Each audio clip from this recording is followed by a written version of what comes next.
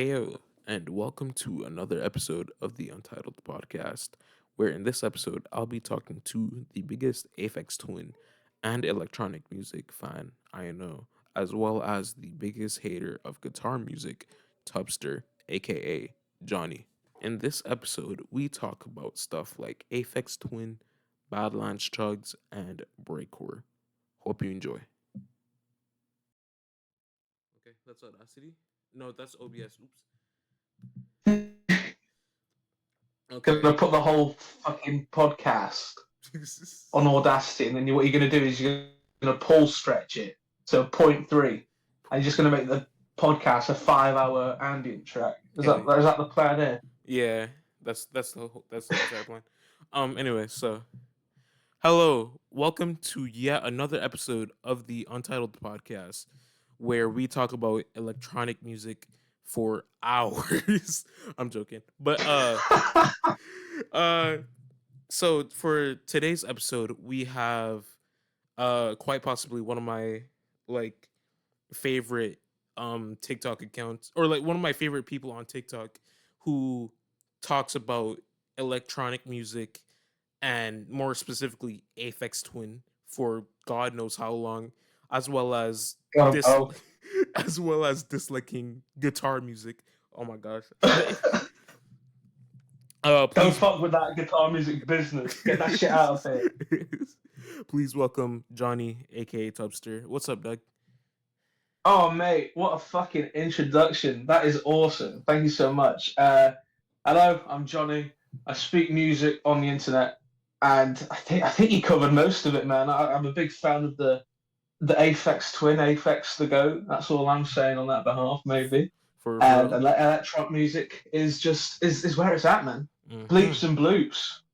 Hell And yeah. we also gotta express the 30th anniversary for Saval 2, which is your favorite album of all time, so it seems. Oh mate, the fucking smile seeing that box set.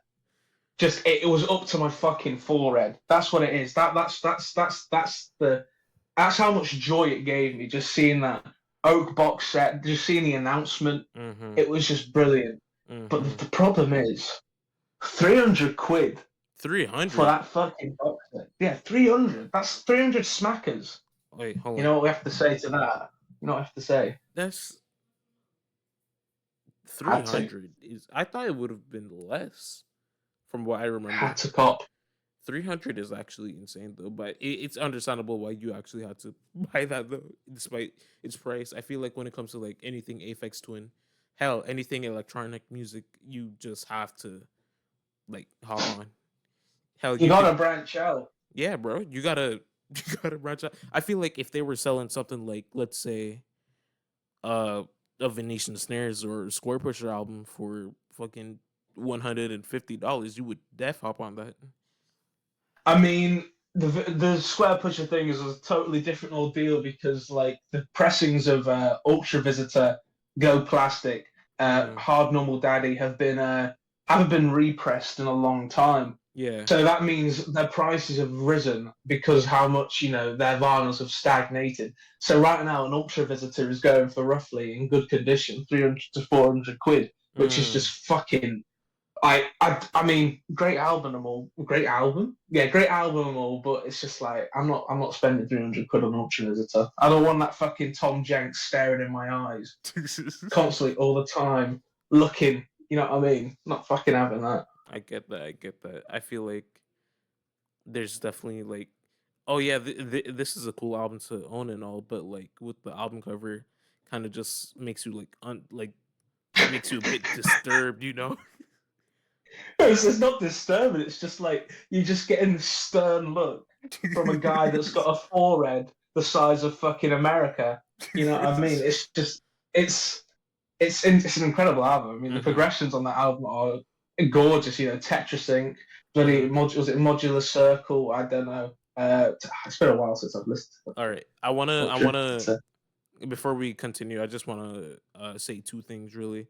So it's kind of clear, it's kind of transparent that Johnny's audio isn't the best currently. We were trying to fix some stuff. He went through like Audio Technicas. He went through his phone. I think Sony headphones, if I remember correctly. Even his Xbox, which still didn't even work, but hey, we gotta. I mean, I mean, come on. as long as the folks can hear me, Yeah, you know yeah, what I mean? As long as I'm discernible, I'm not sounding like some sort of Merzbow track, you know what I mean? exactly, They'll be all right. exactly. So, and the second thing is, Johnny is like one of the most descriptive, like music talkers I've ever like heard, like ever. He would go on to use a lot of like words that I myself didn't even know existed, and I really gotta like commend him for that because I cannot remember a lot of the words that he mentions. But like, what does that mean? I'm not gonna either be using that or remembering that like ever. I mean, sometimes when you are describing music, you got to describe the feeling that it, conveys. You got to describe how it sounds to an audience without it, For well, sure, if it's their first time listening to it, you got to describe how it sounds to them just to make sure, you know, what the vision is or what the sonic palette is for the person. I for know it might sure, sound a bit, fucking la di da and a bit, lackadaisical in some sort of way, but it gets the vision across, and it's for wonderful. sure, for It's sure. It's it's great though. It's like great to like it's so interesting how like we just like came across each other as well. It's like it's not, well, I wouldn't say interesting is the right word. I mean, it's kind of interesting, but at the same time, it's like I've discovered him on TikTok, and it wasn't like, oh, he popped up on my For You page or anything like that. It was like I was searching up Aphex Twin content, and then I just saw him, and I was like, who is this person? Who is the this pudgy person? face arised from Except the what? fucking Why is search he? bar. Why is he like saying Aphex, Aphex, Aphex like sped up? And then That's all. Don't remind me of that. Don't exactly, remind me of that. yeah, that was like my first time, one of my first times like seeing you, and you also kind of like saying, "Oh my gosh, I got Salvo too." And I was like, "Oh my gosh," Oh my gosh. and I didn't. See my reflection. Hello. I think it was like a bit later till I actually kind of like started following you. Just like, yeah, this dude's nice. I feel like I should have automatically be like, I gotta check more of his content out, but Mm. it wasn't. But it's like I'm not sure. I was just diving through multiple like Aphex TikToks. Is like a thing that I love is people talking about somewhat niche artists. Now Aphex Twin is definitely not so niche, especially with some of the more popular tracks being He's definitely fucking out there, I'll tell you that. He is exactly. definitely in the field, playing fucking football, playing striker, Mm-hmm. in the realm of electronic music. He's there. He's getting all the goals, bro. He's Mm-hmm. getting hat tricks left, right, and centre. For sure, for That's why sure. he's great. And Come that's on. speak like knowing how a lot of his tracks like QK no QK Pentiharmonium. yes, the kind of piano just ballad or the piano track really from It's Drugs. a bit of a vignette. It's like a disheartening vignette, which is like so reflective, and then Mm-hmm. it's just it shows. I don't know what it's associated with, but it's associated with so many core videos. Yes. Like, oh, I'm so sad. Uh, it's just like really like I don't know how to describe them. I don't know how to describe the videos. They're trying to hit like an emotional, They're resonance. using a lot of like clips from like different medias where it's kind of like a side part of a show or movie or kind of something in real life of someone kind of expressing how they're feeling, Yeah, etc., etc. essentially that. Yeah, And there. it's got like at least 340,000 usages on TikTok right now, which is just holy shit. Yeah, That is a lot and of money for that ginger wizard. Holy shit. exactly, and with the recent release of Stone and Focus on streaming, I feel like that's definitely going to be next on the chopping block when it comes to these side videos or meme videos because there has been like a lot of meme videos that use Stone and Focus from like these Mm. Markiplier Oh yeah, Markiplier it was clips and stuff. that White Rabbit account, and oh, that geezer's music taste is fucking awesome. I think he used like Tim Hacker for a video That's on that awesome. video for that account. I think But I think I actually do the I think I actually have seen it before at some point, but I don't remember. I just remember like laughing at the Markiplier once. It was just like hello everybody. This is the fucking slanted face of Markiplier. exactly, bro. But To be fair, Stone in Focus and Markiplier go back way back. What am I saying? It goes back quite far mm, because originally he played a game called Afraid of Monsters, which is the prequel of Cry of Fear. You know, this bloody yeah. Gmod game. And the first thing that people heard when they clicked on that Markiplier Let's Play video was actually Stone in Focus because the geezer who created that game is such a huge fan of Aphex Twin. Oh He my used so goodness. many Soul Vol 2 tracks in that game, like Blue Calps, Cliffs, Yeah, I'm seeing bit of it right Domino. now. 12 years ago. God damn. I don't That's know where I pulled that from, but fucking hell, jeez. that's awesome. Nah, I love like information that people barely knows, like like useless No. information, but at the same time, it's very interesting to know. At the same time, it's like, yeah, you're definitely not gonna use it for something major, but it's good to know at the same time. You know what I mean? But we used it for today. We used it for today, man. That's what I Hell was yeah! saying. Oh my We used it gosh! for today. But damn, that's interesting. I didn't notice like connections that you didn't even know like existed as Oh, well I as. definitely don't think fucking Markiplier's blasting out bloody Stone in Focus in any sort of way. I feel like he's blasting out the Living Tombstone. He's the biggest Living Tombstone fan. If you pull up his last FM right now, he's got the FNAF 2 bloody track, was it? It's been so long, It's been mate. so Oh, long. That's fucking hilarious. Like, out there. oh Bloody shit. belter. Um, but yeah, it's just like electronic music as a whole is just beautiful and kind of seeing the whole like the amounts of like sounds, textures, etc., when it comes to yeah, and just like its emotion that it also kind of expresses. Etc. I can't talk. I'm not the best at this, Oh, but it's like hell yeah, I totally agree with you. And because it's been going on for like so long as well, like it originated in Germany and like roughly some parts of America too, you mm-hmm. know, with like Terry Riley making these like very ethereal, floaty, arpeggiated, heavy, you know, songs. Yeah. Was it A Rainbow in a Curved Air? That is what really stood out electronic music, especially like very emotional ambience, you know, music.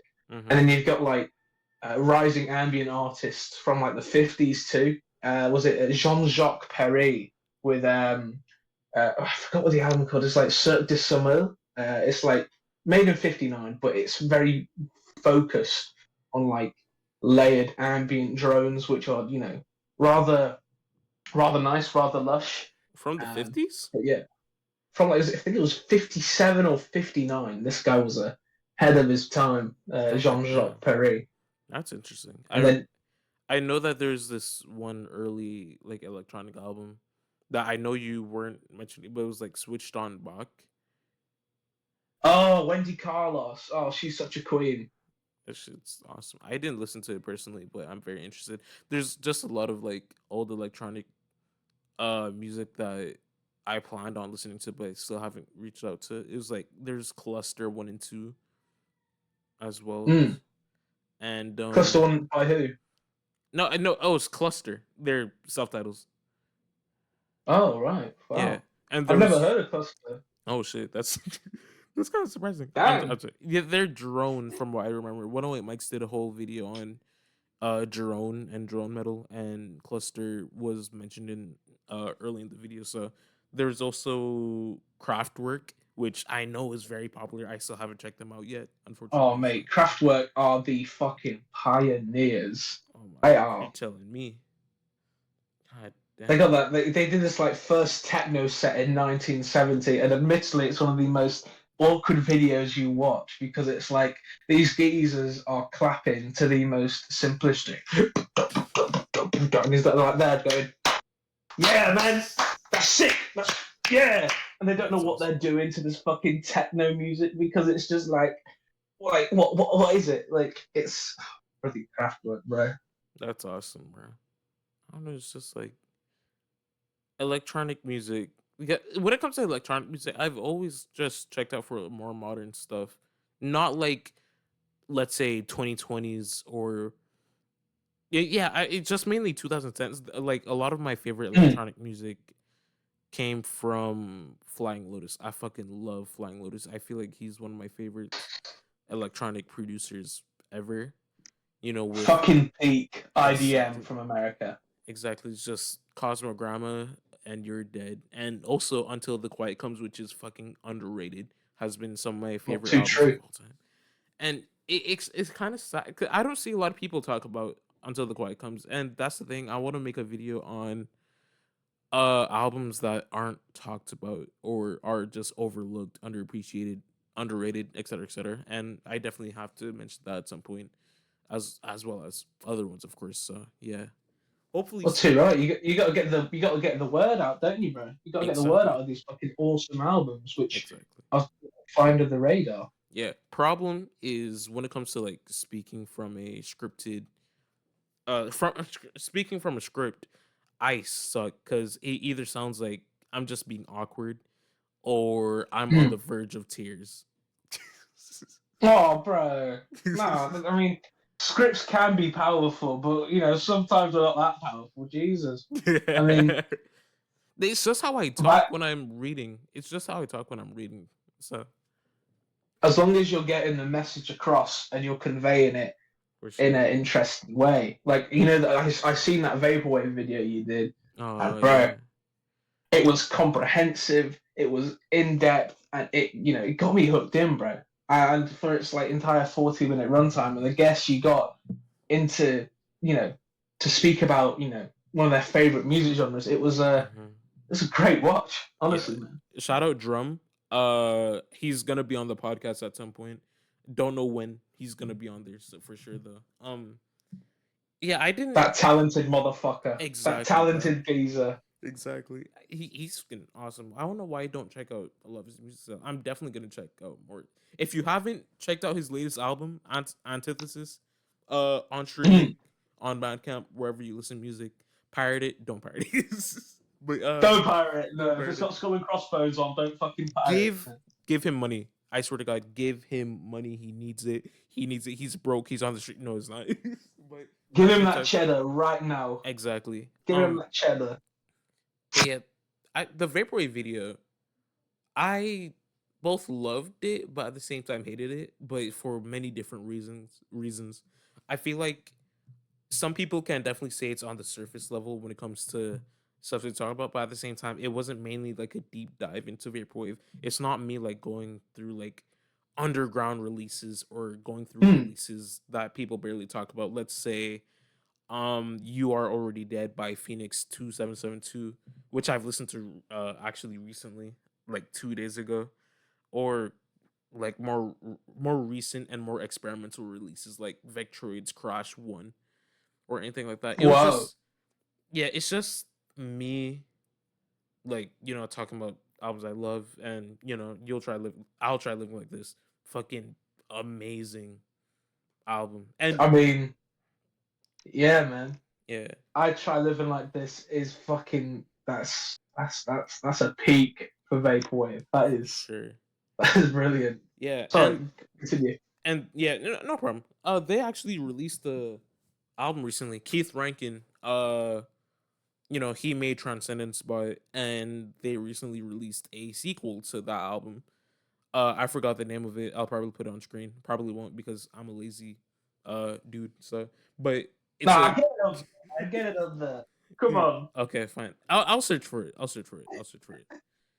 Um, but Transcendence by and that era of DDS has always been just I know it's a more recent era because it's literally from like 2021, 2022 with like Faith in Persona, Transcendence. But I know both are Keith Rankin releases, but still. And also, the name of the Oh, album is Never Really Over. I am broke currently. You might say, oh, why don't you go on SoulSeek and get it? I want to support them, and oh, too right. I have made a rule for myself saying I am not going to do anything. I'm not going to listen to this album until I've made the money so I could resubscribe to them, because Death on I'm Shroud is fucking awesome and I love him. Wait, you resubscribe so that like release the music on like some sort of like a Patreon Yeah. sort of thing. The New World Mixtape Club is essentially it's this subscription service, right, where you could have access to all of their music that they've released that isn't on streaming. And they have stuff like Sleepless, they have Castle, In the Age of Poison, which has been released to like Mm. Bandcamp outside of the New World Mixtape Club. But yeah, I've made up some money and I gave them my money so I could also join their Discord server. But they have released some stuff that I don't have, that I haven't bought because I need to resubscribe. But they've released a sequel to what was the name of it? Virtual Utopia Experience, which is Virtual. Wow, yeah, it's classic. it's a vaporwave folk fusion type album. If y'all haven't heard, it's dope as hell. Folk. Yeah, It's got folk in it. yeah. What the fuck? Like there's Folk. Oh mate, does that take the experience of vaporwave, or does it infuse it more? Like, does it make it better? I personally think that it makes it better. I No, don't get me wrong. It's not an album that I revisit a lot, and unfortunately, that is the case when it comes to a lot of albums, both in and outside of vaporwave. But Mm. Virtual Utopia Experience, from its concept alone of like fusing both vaporwave and folk, is an idea that I've never like thought. It seems like something you'd probably hear in like hip hop, where someone would take folk and just chop it up, like some Cities of Eve type shit. But So you've got like Joni Mitchell a cappella speaking over slowed down Diana Ross instrumentals. Is that what it is essentially? uh, You got it's it's a bit different. It's okay if you know Does Design Feels Warmer at Night. He does That's one. he does self Mm. sampled vaporwave where he makes music and slow down. He has a whole video where he shows it, and it's awesome. I gotta link it down the description. But essentially, That guy is a fucking genius, man. exactly. So what James did for Virtual Utopia Experience is that he for one of the songs TTFNK, he made a cover. No, wait. Okay, I'm not sure about it. I think it was him. Maybe it could be both because there's like two versions of the song. There's one for Virtual Utopia Experience and one for Live from Japan. But I think he does a cover of a song where it's like we'll meet again some shiny day. I forgot the name of the song. I'll look for it. But he just uh plays it himself and then, slows it down and adds some effects. And Oh, it's really cool. that sounds very pretty. That Yeah. does sound that does sound very in the lines of vaporwave there, especially if you're trying to reach like that sort of like dreamy Hmm. utopian atmosphere. So Yeah. you know what? I'll check it out after this wonderful podcast Oh we're hell cooking yeah. up because admittedly, I I with the scene as much as you are. I mean, the only vaporwave album I've checked out recently was something to do with Mr. Beast. Oh Let me find it. yeah. No. I know what. Nah, you can still like. I'll put it on screen again because okay, this was completely absurd, right? So what happened was that I I love Mr. Beast by Dream Catalog. Sorry about that, yes, but that's the title. yeah, no problem. It's basically what happened, right? Was that I bought Virtual Fantasy 2097 by Telepath and Golden Living Room. I still haven't listened to it. I need to, but I just have it on my other phone. And Golden Living Room. What a name! I yeah. mean, it's the album cover with the it's one of my favorites.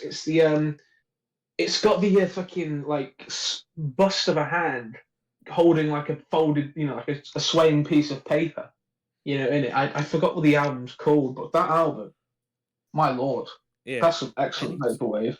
I actually don't remember, but I need to probably look into that at some point. I don't remember personally, but yeah. But basically, what happened was that when I had bought that album, they started pulling up like albums that basically they started sending me like notifications of like other albums that's been released on Dream Catalog, and Dream Mm. Catalog, or should I say the man behind it, HKE, has a certain he has like a certain reputation when it comes to the vaporwave scene, and it's not necessarily like he's done something bad. Maybe, I don't know. I'm not fucking like into shit, but basically he's just not liked upon the vaporwave community. I think people call him like arrogant or some other shit. I'm not sure. Is he a bit But like esoteric with it? Is he a bit like just he's doing his own thing, and then when people tells him to do stuff, he's like, I'm doing my own shit,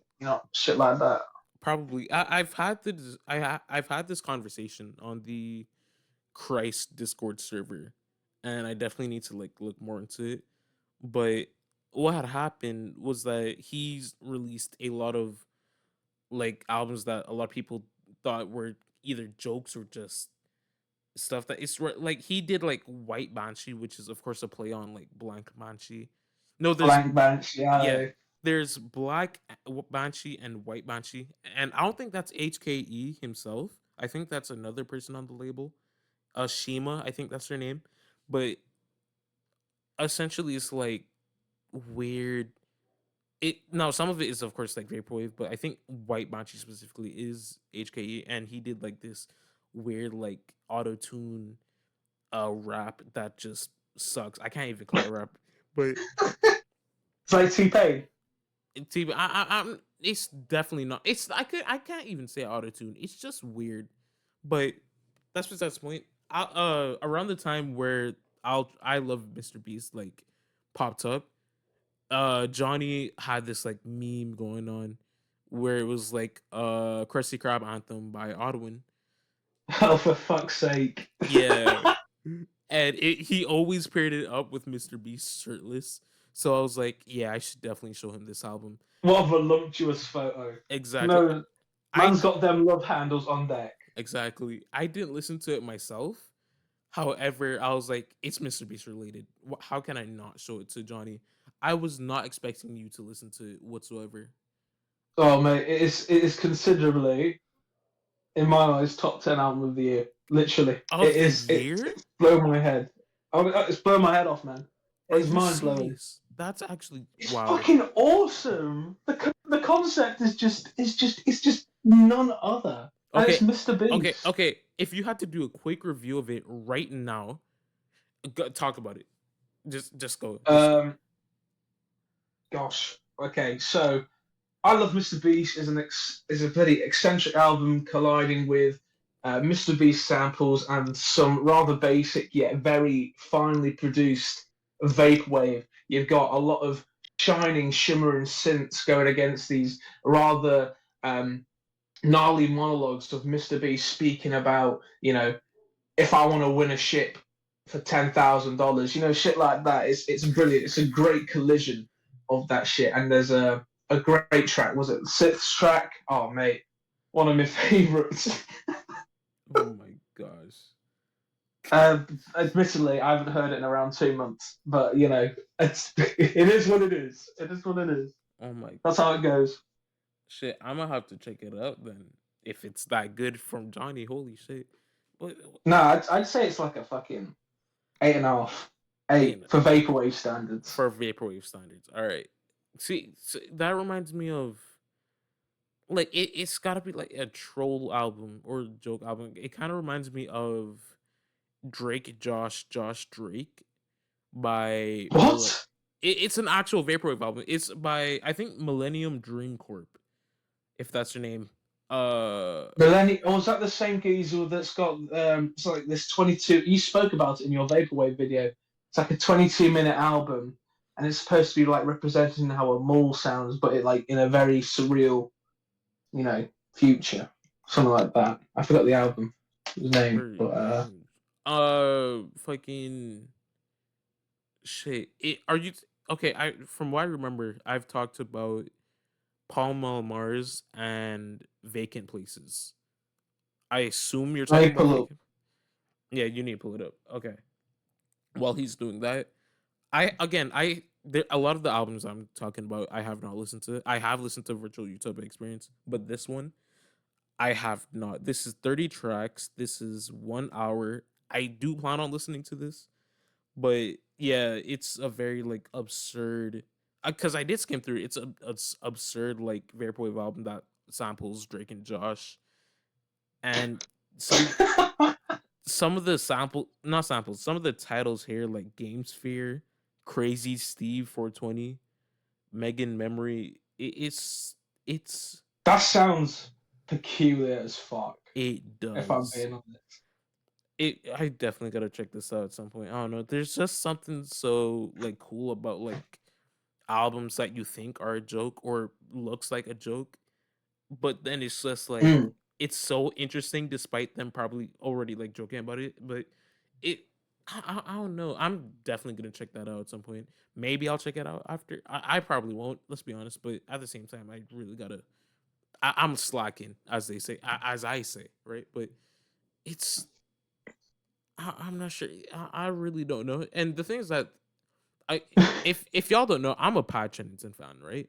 I don't care about the hate or whatever the hell people like say. You could I guess there's some takes that he says or some stuff that he's like missed out on. I don't care. I still love the man, right?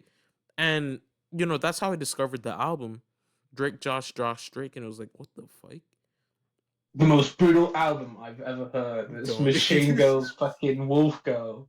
Yeah. I mean, great video, very introspective on such a revolutionary album for hardcore breaks and footwork. But my Mhm. god, it's not brutal. It is definitely not brutal. Yeah. But hey, if you gotta grab the viewer's attention somehow, then it works. Hey, Yeah. the album cover, the thumbnail Yeah. is fucking peak Yeah. for memery. The album cover is freaking awesome. I remember discovering Machine Girl. I think it was the song Ghost. And that song slaps. Oh That mate, song that's got like them shifting fucking background vocals. It's like a Mhm. rushing footwork track. Oh mate, Yes. Oh my elite song. goodness. And there's another project by Machine Girl I still haven't checked out that I planned on to Report Biz Fantasies, which is an EP. And which they Bella. also they also released the EP recently as well, and I need to check that out at some point as well. And I'm That shit always actually has got breakcore in, by the way, which is rare because the last time they did full on breakcore was with that collab with Five Star Hotel. That self titled collab with Five oh Star Hotel. I actually haven't okay I haven't checked that out. I've seen it, but I was like not that interested. But considering you said that, I'll probably check it out because I was like they would always go for the hardcore break sound, which I am completely wrong because they also do like digital hardcore and having Mm. this one song that was also popular on TikTok where it's like and it's just switching from emotions. It's like Oh, that's on Young, Dumb, and Arrogant long yes, waffle title, fucking yes, 4000. yes, and it has the Sonic sample in there, and yeah, it's just it's just like so interesting. I thought it would have used that part a lot more, but I was completely wrong. Was the song bad though? And by any means, no, it was not bad. I highly recommend you to go check it out for It's a yourself. bipolar song. It is very shifting in Yes, like dynamics, and it's nice. yes, It's a good song, it for real but is I a don't good think song. it's paced well. I don't. That's the problem with most songs on the album. I don't think they're paced well. The progressions are either very stagnated Mm-hmm. or like switch of a dime like that, For and it's sure. just not really my thing. Hence Yeah, why Gemini is my favorite Machine Gun album because that's fucking awesome, fucking brilliant. Love Gemini. it. Gemini is a very interesting one to me because it just seems like a success or like a sequel, but a sequel to Wolf Girl. But it's just I'm not sure. It kind of takes from now. I am not a junglist or a big jungle like fan.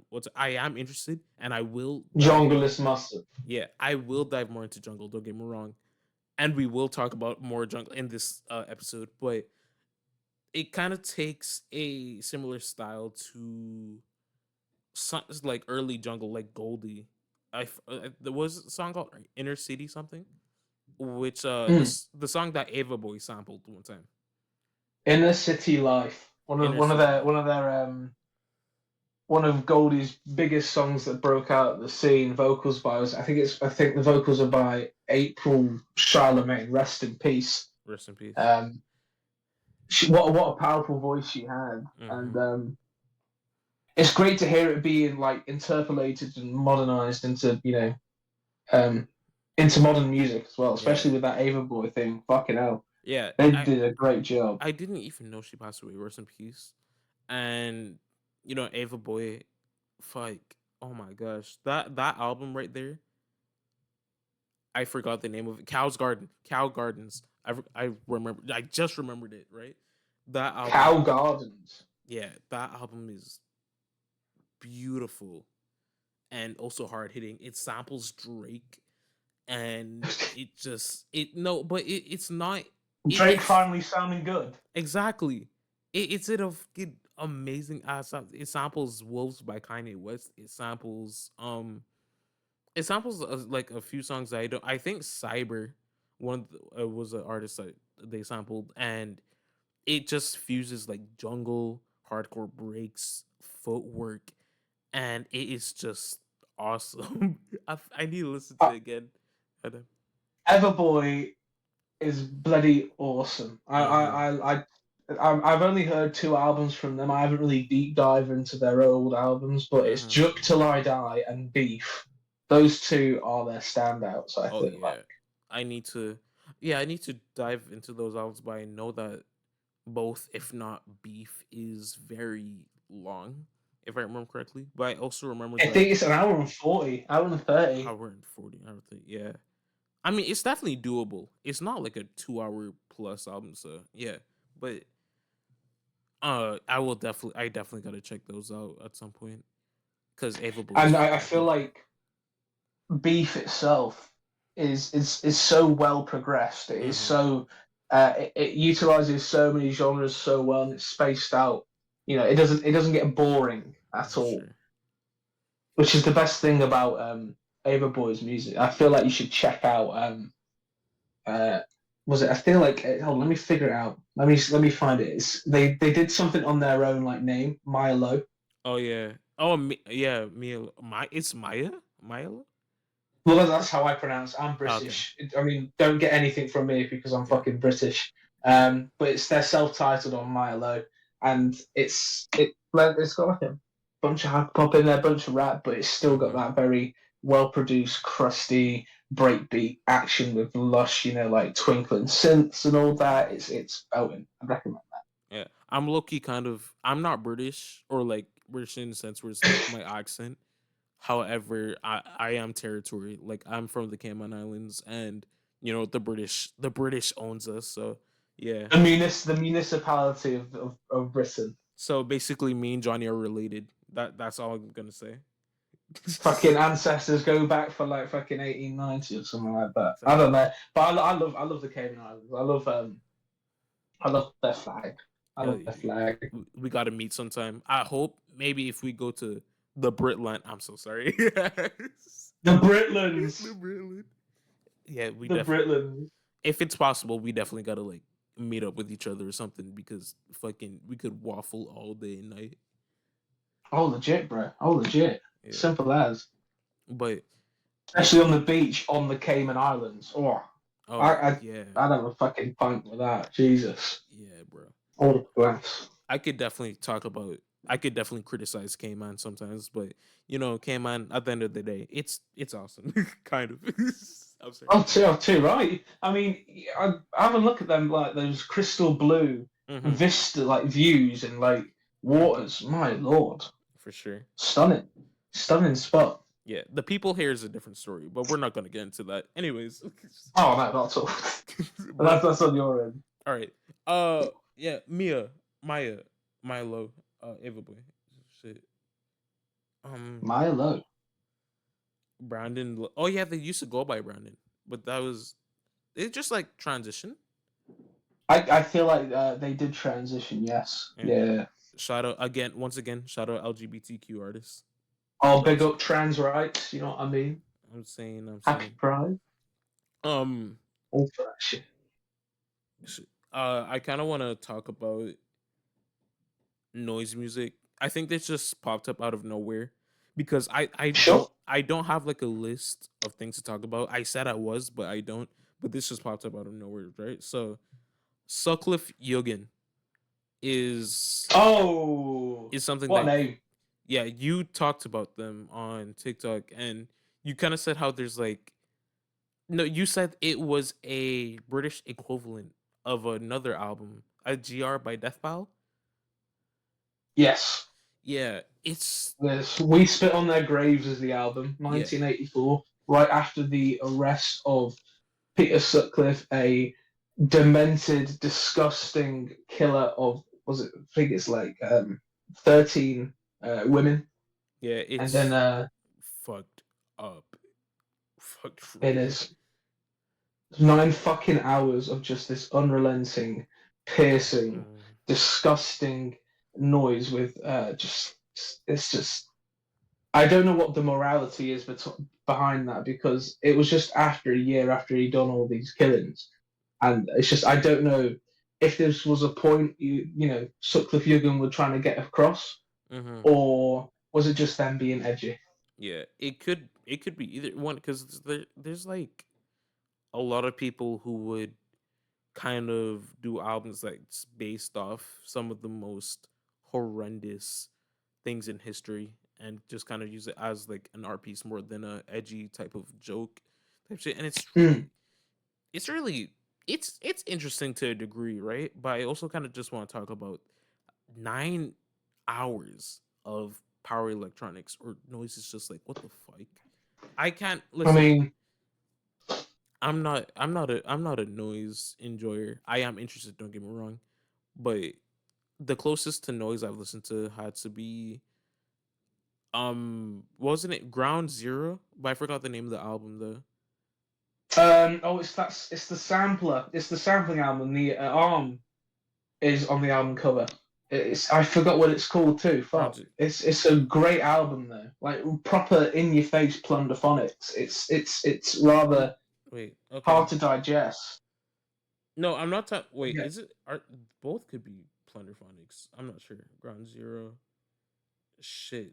It's sample. It's like I think it's Vietnamese. I'm not sure what the origin of Ground Zero is, but Yeah. it's an excellent plunderphonics record, which is just a lot of people adore. But I haven't heard it in full because there's a lot to digest, and it's just a bit Oh, perturbed in you're areas. okay. You're talking about Revolutionary Picadilly's opera, right? Yes, Okay.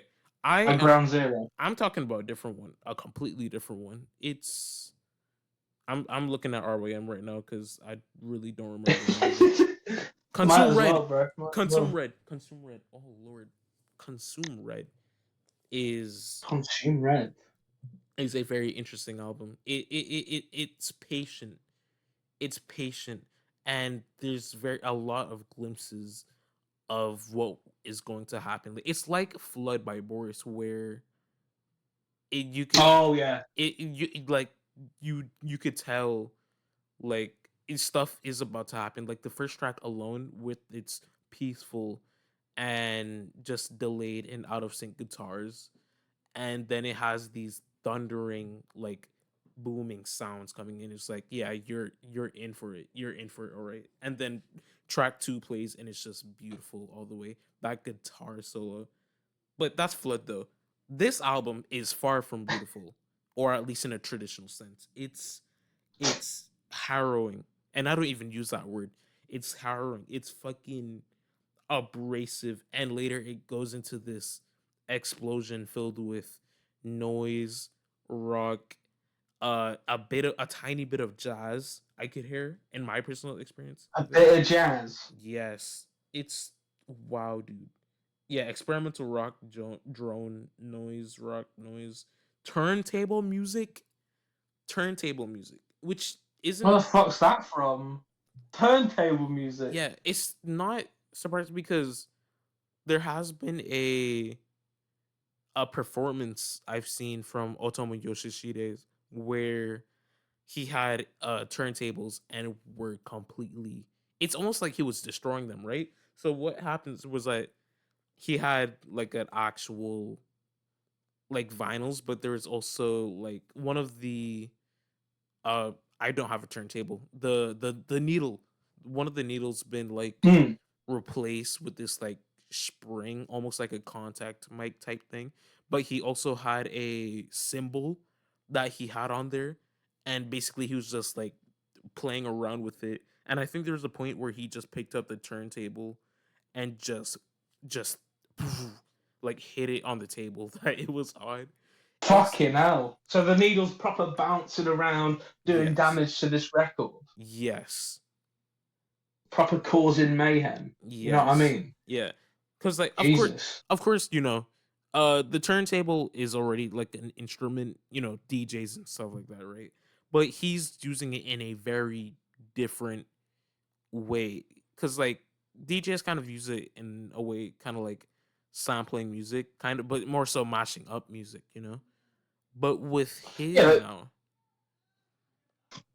it's a lot different, and it's just like very interesting. If you haven't seen the performance, I'll probably link it. I'm already gonna link a shit ton of stuff in the oh, description. please do. I am so interested in this bloody destruction of, music. Destruction of fucking vinyls. For sure. And he's also like a guitarist, because he of course does jazz, and he has like there's like Otomo Yoshihide's new jazz quintet, and I really got to listen to that at some point. I think he did like an album that references Eric Dolphy's Out to Lunch, literally named Out to Lunch as well. I'm not sure if it's like a cover album or if he references it in any way, shape, or form. Possible inspiration. He's also done some stuff with Jim O'Rourke, which I'm surprised Johnny haven't heard of until I talked to him about it at some point. Oh, I've heard a tiny bit of the Frog album, the Yeah. Frog Geezer album. I thought it was definitely music. The It last was track, definitely some music. the last track is interesting if you're looking at the lyrics, but um yeah, it's just like there's I don't know, it's just like jazz.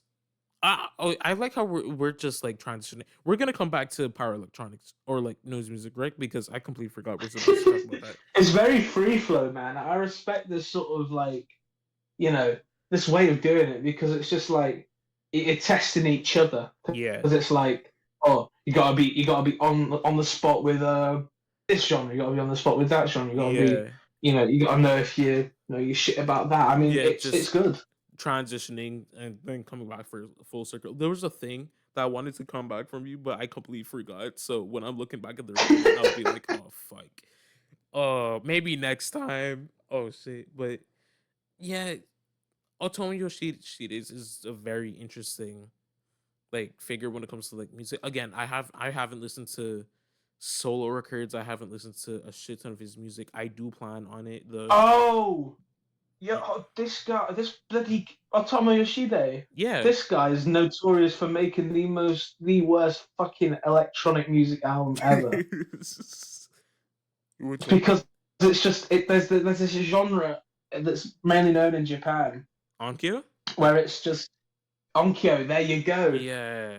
That and I've heard it's of it. it's just them fiddling around with a basic like music board, trying to just manipulate sound and just do it in the most simplistic manner. And there's this one record called Bloody Good Morning, Good Night, and it's it's music. It's definitely something.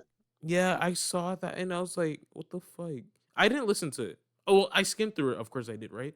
I remember I think it was a video talking about the longest albums of all time. And it did mention that record, if I remember correctly, and kind of talking about what Onkyo or what EAI is. and kind of talk about the more physical stuff. I'm not professional with this shit, so whatever. Mm. If you know more about this, please leave me in comments. Like, please. But it's interesting because like it's not too busy. It's just drone. From what I remember, it's just like what the fuck. It's very minimal, and I didn't like. Totally. Apparently, some people like it, but at the same time, I was like, what? Because like there's definitely a lot of music that you don't get, like let's say um lowercase music. Bloody Ryoji Ikeda, Mm-hmm. that geezer. UOJK, I've I heard of it. mean, Steve, was it his name? Steve Holden, something like that. Steve something Holden. He did Steve Forms of Paper. forms of Steve Roden. Steve Roden, thank you. Yeah, That's a silly name mess up, but yeah. You know, admittedly no not too big worries. on that guy's. Not too big on that guy's. Not too big on that album. That's what I Yeah, meant.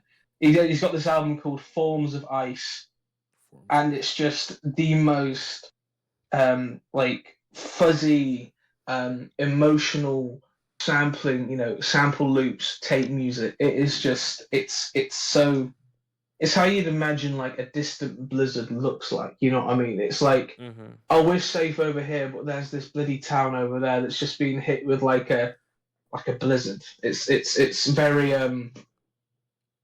I don't know. I guess you're feeling like empathetic, Okay, weirdly enough, because it's I'm definitely gonna have to check this out at some point. Um, be, this is a lot more interesting than Forms of Paper if I do say so myself.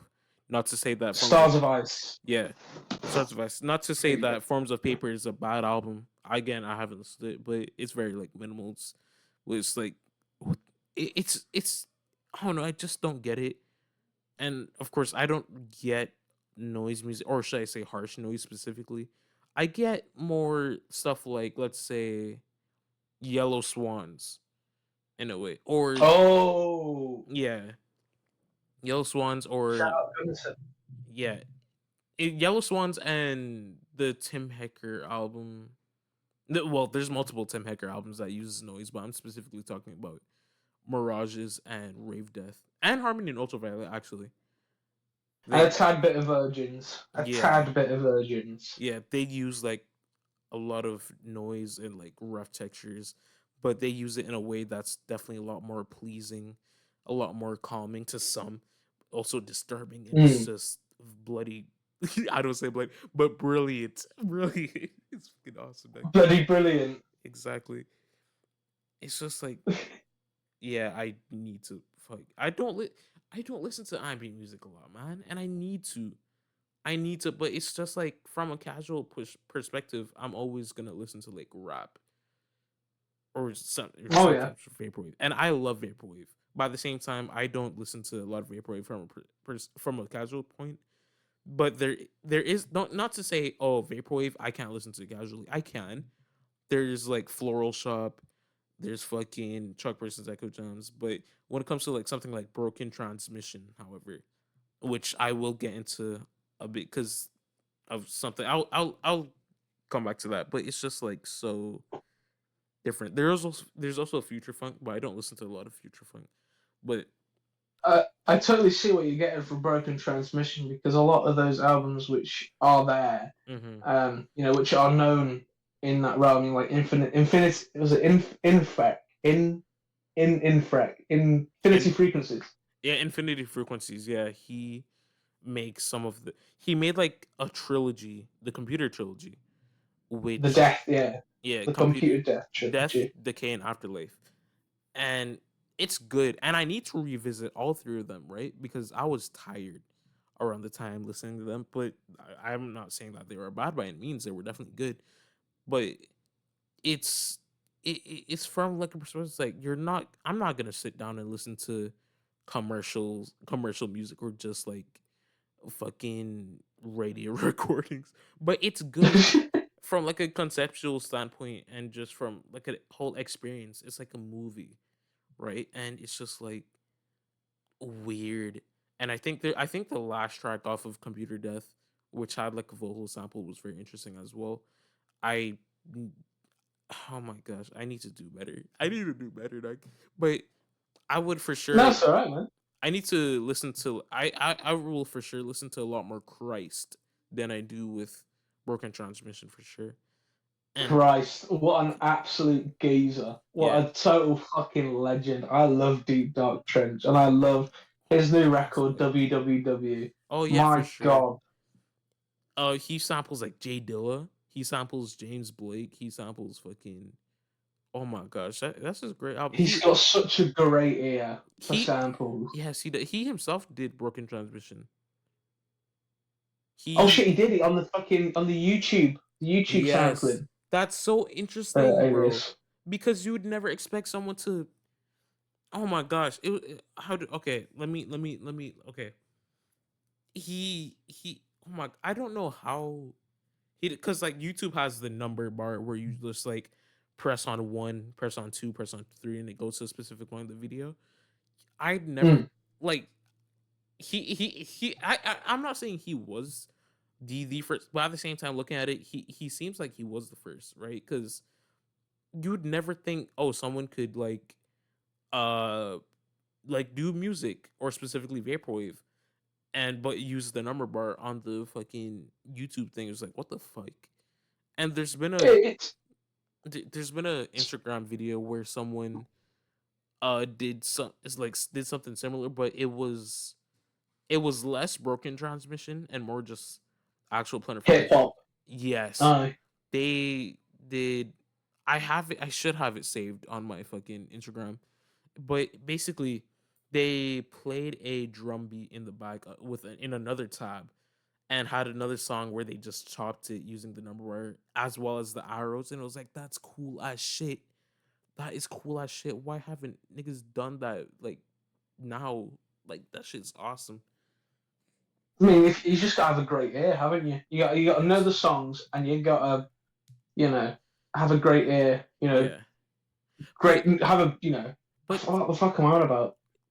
yeah, but you gotta put it into perspective. It's so restricted because it's not you using your mouse and going to a specific point.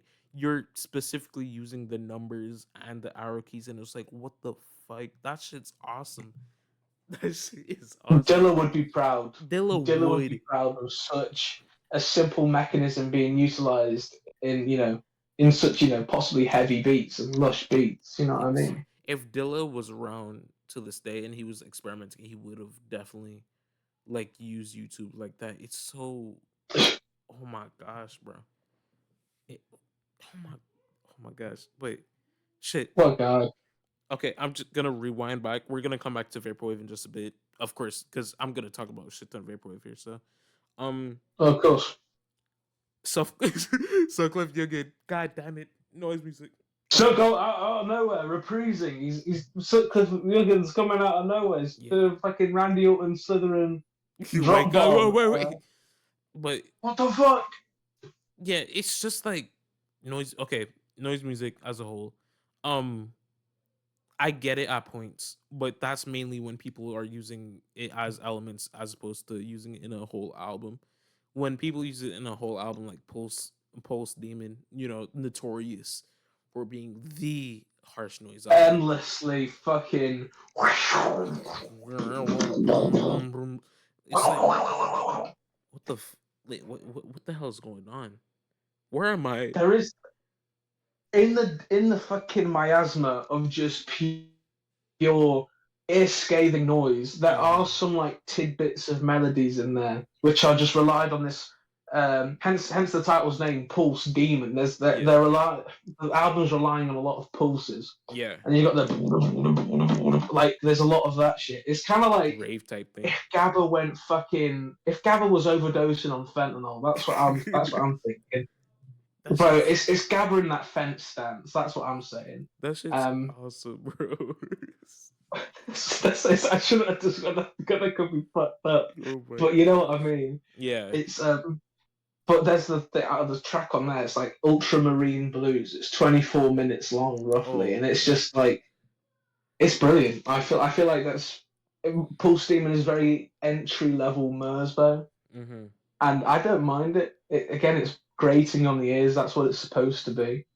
But then you've got like albums like fucking Mersbian, super long, 50 fucking hours. And then you've got Mersby, Anti-Monument, a lot of beat oriented, noise. Yeah. You got the fucking collab with Alec Empire, the live collab with Alec Empire in 1997. Schmo Great mentioned album. that, and it was like, what the? He did.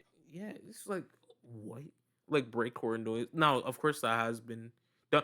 One of your favorite albums, Dull Dull Dull, has fusions of breakcore and noise, but in a live Second setting. best album ever fucking made, bro. Yeah. I was over the moon when you mentioned that in the first episode. What a class! My honestly, I was smiling from ear to ear when you name dropped that, like the 42nd minute mark. Legendary stuff, man. Oh, so okay. I was gonna mention this probably at the end, but me and Johnny do plan on making a video. I am just being an idiot and have not been checking out some of the IDM stuff that you gave me because I did give him a fucking unrelenting outpour of albums from like Scam Records, fucking Warp Records, some smaller other IDM records. I mean, it's a bit overloading, but you know what? IDM's on top, man. That's all I'm saying. I'm probably if it because I am as indecisive as I am, right? As indecisive as I am, I'm gonna take like 5, maybe 7, and listen to them, and we could do a video of them. How about that? Who are we? Beastly. Okay, we're planning the video on the podcast. God damn. All right. Of your choice, by the way. Of your choice. I'm not gonna fucking. No, don't get me wrong. There are some that I do plan on listening to, but I wanna put it in your hands because you know a lot more than me when it comes to fucking IDM and shit. So we're definitely gonna do that.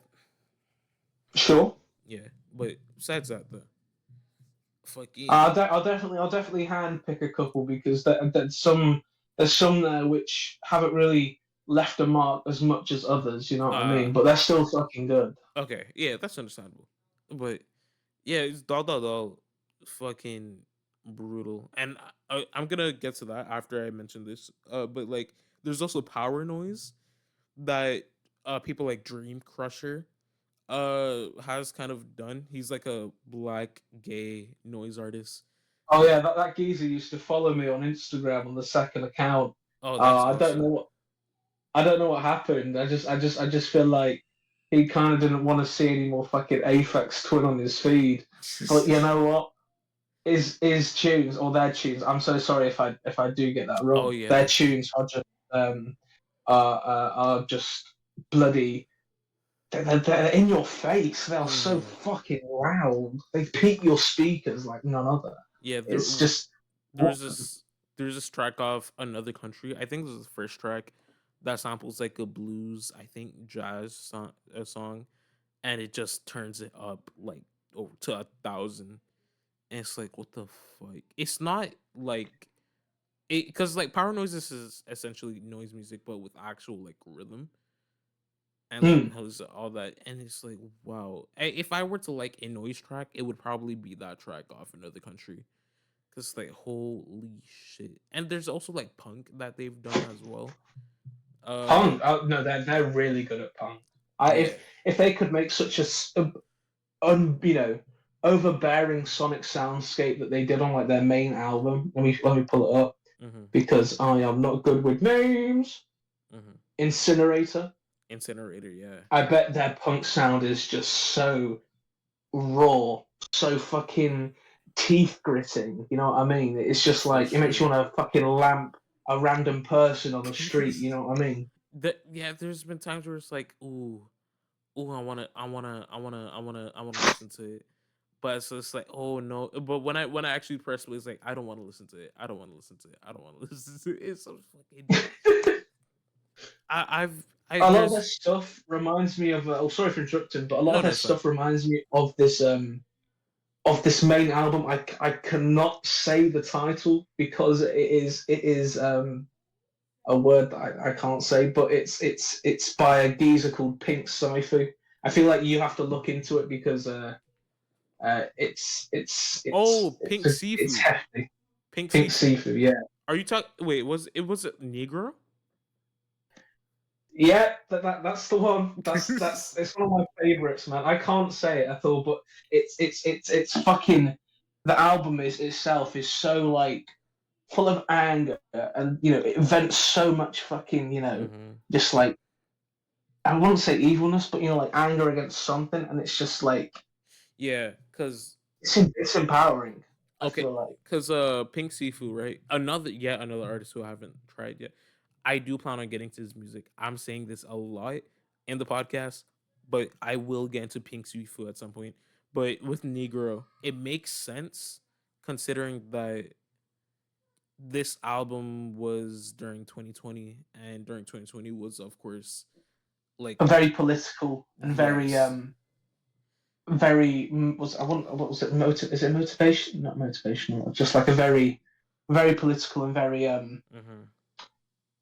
Black Lives Matter forward year. Yeah, So I'm guessing this album was like an outcry of like saying just fuck all them people that are racist. yeah, Give us fucking give the yeah. give us fucking power and shit. There was Which I see is so bloody brilliant. exactly. It's just like with the killing of George Floyd, and it's like fucked up. And Rest in peace. rest in peace for sure. He was actually a part of the Screwed Up Clique, or had ties to it, and it was like, what the hell? That shit's What's awesome. this? What is the screwed up click? If you don't mind me asking, what It's is that? DJ Screw. It's a group with like DJ Screw and all them and other people. Oh, DJ Screw, what a geezer! Yeah, Doug. Fucking awesome DJ. Yeah, I need to fucking look more into that. What's the album? All Screwed Up Volume 2. That album is fucking awesome. But I can see it now. It's blue and yellow. Got the massive skull on in the middle. Awesome. that's awesome, bro. But it's like that the 2020 was definitely an interesting era. Like it's interesting year that I know a lot of people want to forget about.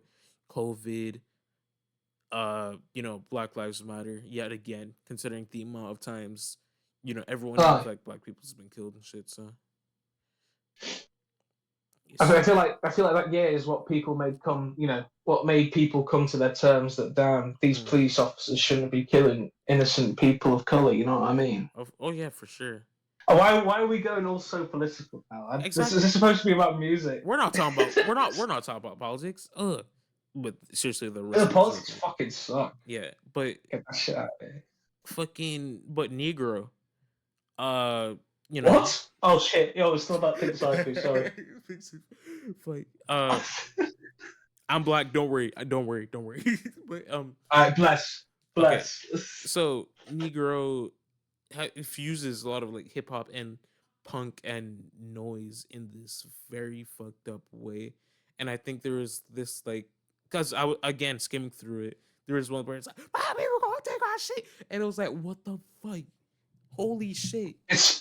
It's feral. It's such an outcry. It's brilliant. I also want to mention the cover art because there's two versions of the cover arts where it's like one where it's like a painting of Pink Sifu like sitting Mm. underneath the American flag, and the deluxe version which is cool as hell where it's like it looks like he's like it's a zoomed up picture of him like punching a wall or like grabbing something essentially, but he has like chains on, his grills are shining, his mouth is open, and it's fucking powerful. Mate, the art of this is absolutely stunning. It I fucking need to know who is. cooked this up. I need to know. Artwork by I'm gonna check the Discogs. Fairy Junkyard Charles. Yo, shout out Fairy. Shout out Junkyard. Ferry Junkyard Charles is one of the best names I've ever heard in like a month. That's actually mad. That's actually fucking And awesome. bro's talented if he's painting that shit up, especially for the main album covers. Main album cover as well. He got Pink Sifu's bloody face spot on. I like how like the wet paint is like slowly dripping down as well. Like Mhm. it's like a very fresh painting, and it's just Yes. it's nice. I'm It's awesome. a wait. Hold on. I'm just gonna. You're probably. I don't know if the viewers will hear this in the mic, but I'm just gonna play a bit of this.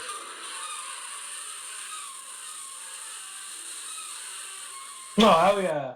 What the Woo! what the fuck?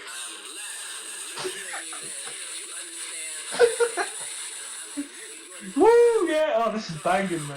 What track's that? Why my god, that shit? It's oh my oh oh I'm this oh that is powerful. That is powerful, bro. That I don't think the viewers heard it because the yeah Discord noise noise suppression. suppression is so potent. Yeah, I oh you know what? Hold on. Maybe if I okay, hold on. This is gonna I'm like rare noise suppression turn off. All right, hello. Sammy Boy live on set, Okay. showing tunes.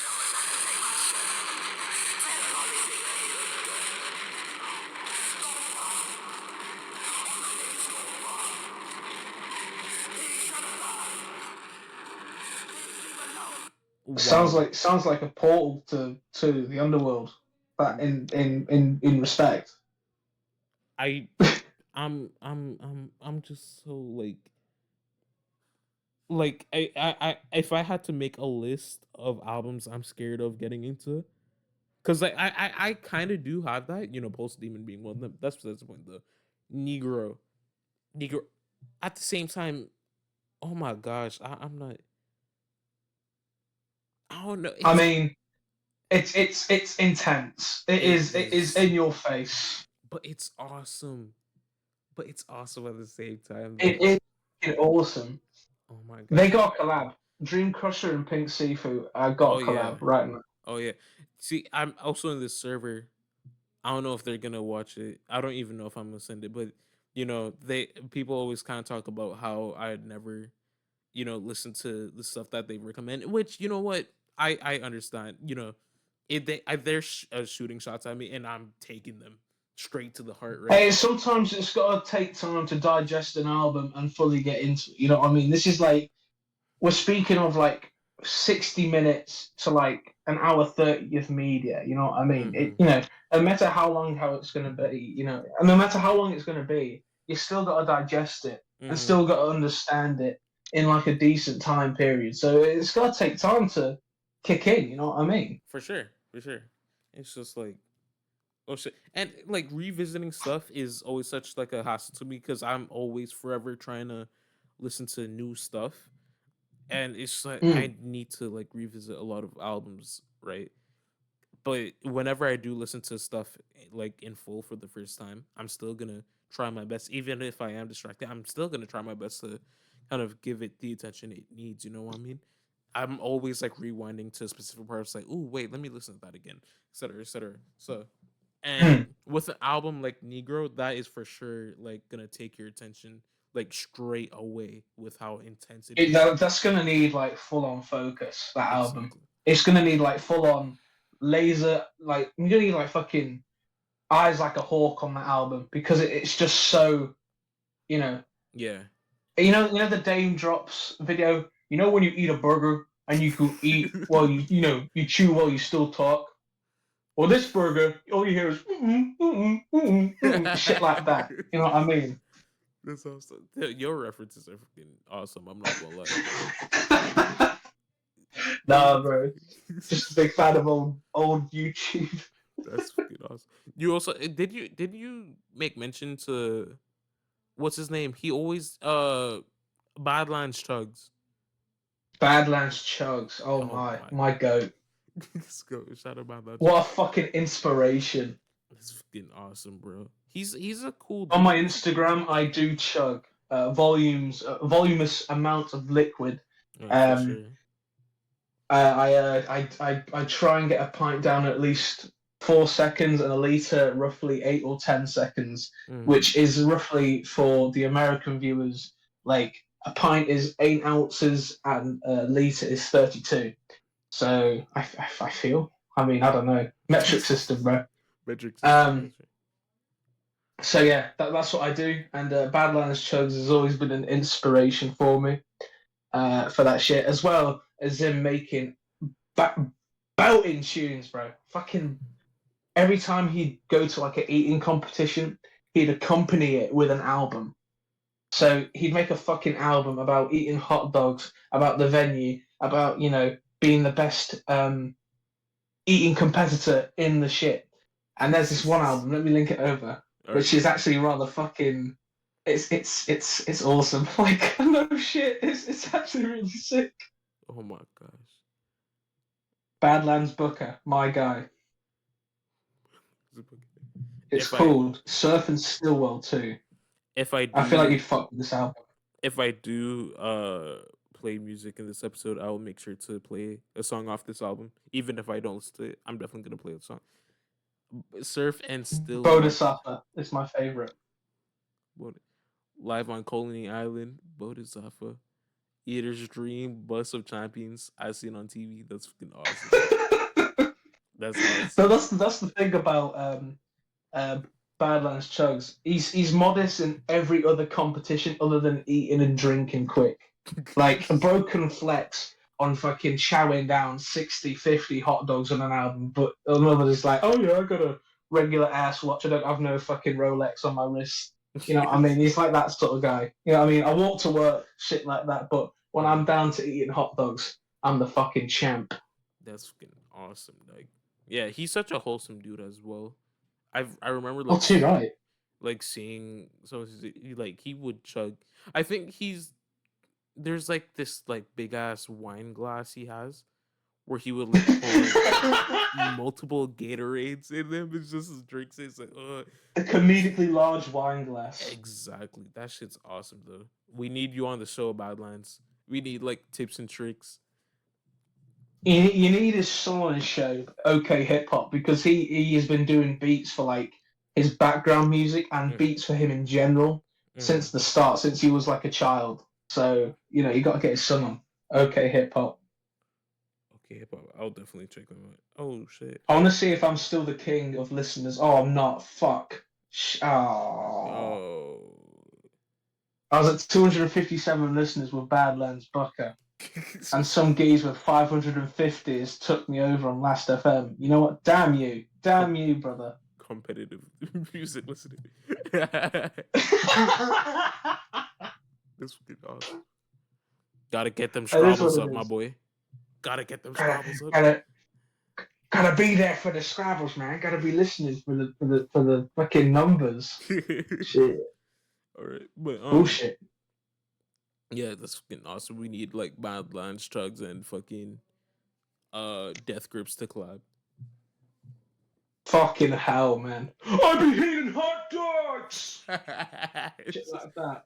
That's fucking awesome. Hot dogs every day. Shit like that. I fucking hell. For real. The burger store. All right. But we're gonna take a small segment to kind of obligatory like segment to talk about Aphex Twin. Put me on the spot. Okay, so we're okay. I feel like we're definitely gonna talk about major like his most known like solo releases, but we also got to talk about some of his more niche releases like the Tuss and like Aphex. Rush of Edge. A lot of people don't really talk about them, and even I myself don't listen. I think the only like side project I've listened to from him besides AFX, or if you even count that as a side project, was the Tuss. Oh, that is a side project. Okay. Well, the AFX and the Tuss I've listened to. That's a good amount because AFX you've got the Analog Bubble Bath series and Awards and obviously Hangable Auto Bulb. Okay, yeah, that's right. I keep on forgetting because I've only listened to some AFX. I've listened to the 2 EPs. No, wait, unless that's not wait. Okay, wait. Am I Analog Bubble Bath 1, the first one I've listened to. And it's classic. It's got Isopropylex and a classic title track of it. It's just is Didgeridoo Aphex? Didgeridoo. It was released on Analog Bubble Bath Volume 2 with it was released on Analog Bubble Bath Volume 2. Okay. In 1992, roughly the same year. I think it was released a couple months prior before the RNS release, which is brilliant. So it was the first ever instance that people ever heard of didgeridoo on that mix, and it was on Mighty Force. It was a geezer called Dan Allen, which was searching for Richard ever since he was doing shows at the Boogie Inn between 89 to 91. That's how he would also meet Meet Grant Wilson Claridge, who would also collab to make Reflex.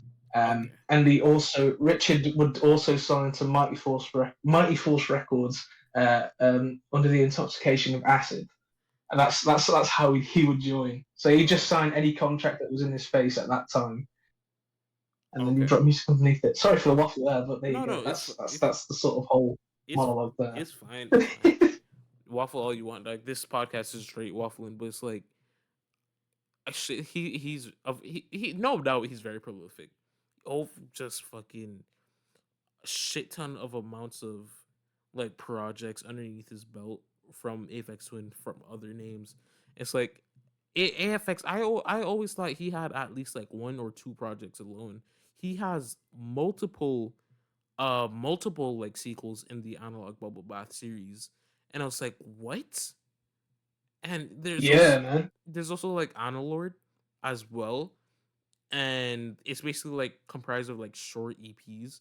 And if you're and again, I have them downloaded. Yeah, I listen to them. No, but I definitely am gonna try to check them out. But at the same time, it's like 4 hours worth of fucking brilliant micro composed acid work. I love four them. hours. That's probably gonna take me like 2 days to finish, if I'm being honest. If I'm up But for continue. for specific fucking EPs you should go for, I'd say go for Analog 2, Analog 1, Analog 11, and Analog 4. Those I'd say are the ones for you to, get your teeth stuck in, get your fucking deep with the acid analog goodness and all that shit.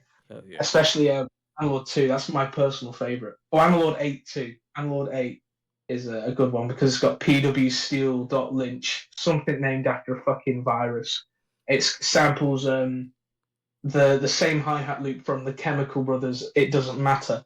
And it's just this first attempt of Richard doing this disco track, and it is just a mix of happiness, sadness, excellent fucking bass line. Oh, bro. Mm-hmm. Gorgeous. Yeah, that's just really gorgeous. Really fucking interesting though. This is like 4 hours.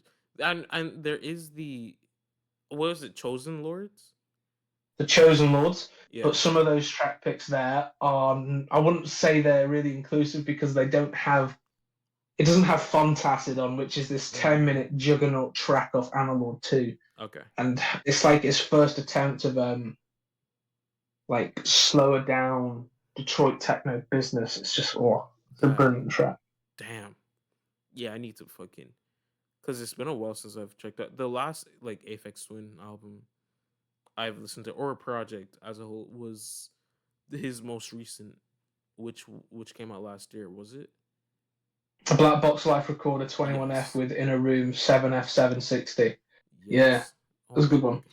Yeah, it's a good one. So it's definitely like more of a fused sound, because I was doing like a binge of some of his stuff, and it's definitely like a fused sound of like some of the ones that came before. I think Collapse, probably, from what I remember, as well as some of his older work. Like, let's say, from what I remember, has to be something like a tiny bit of Selected I'm Works 8592, from what I remember, but also kind of more later stuff like after that. Maybe Cyro, maybe Drugs. I'm not sure. It's been a while.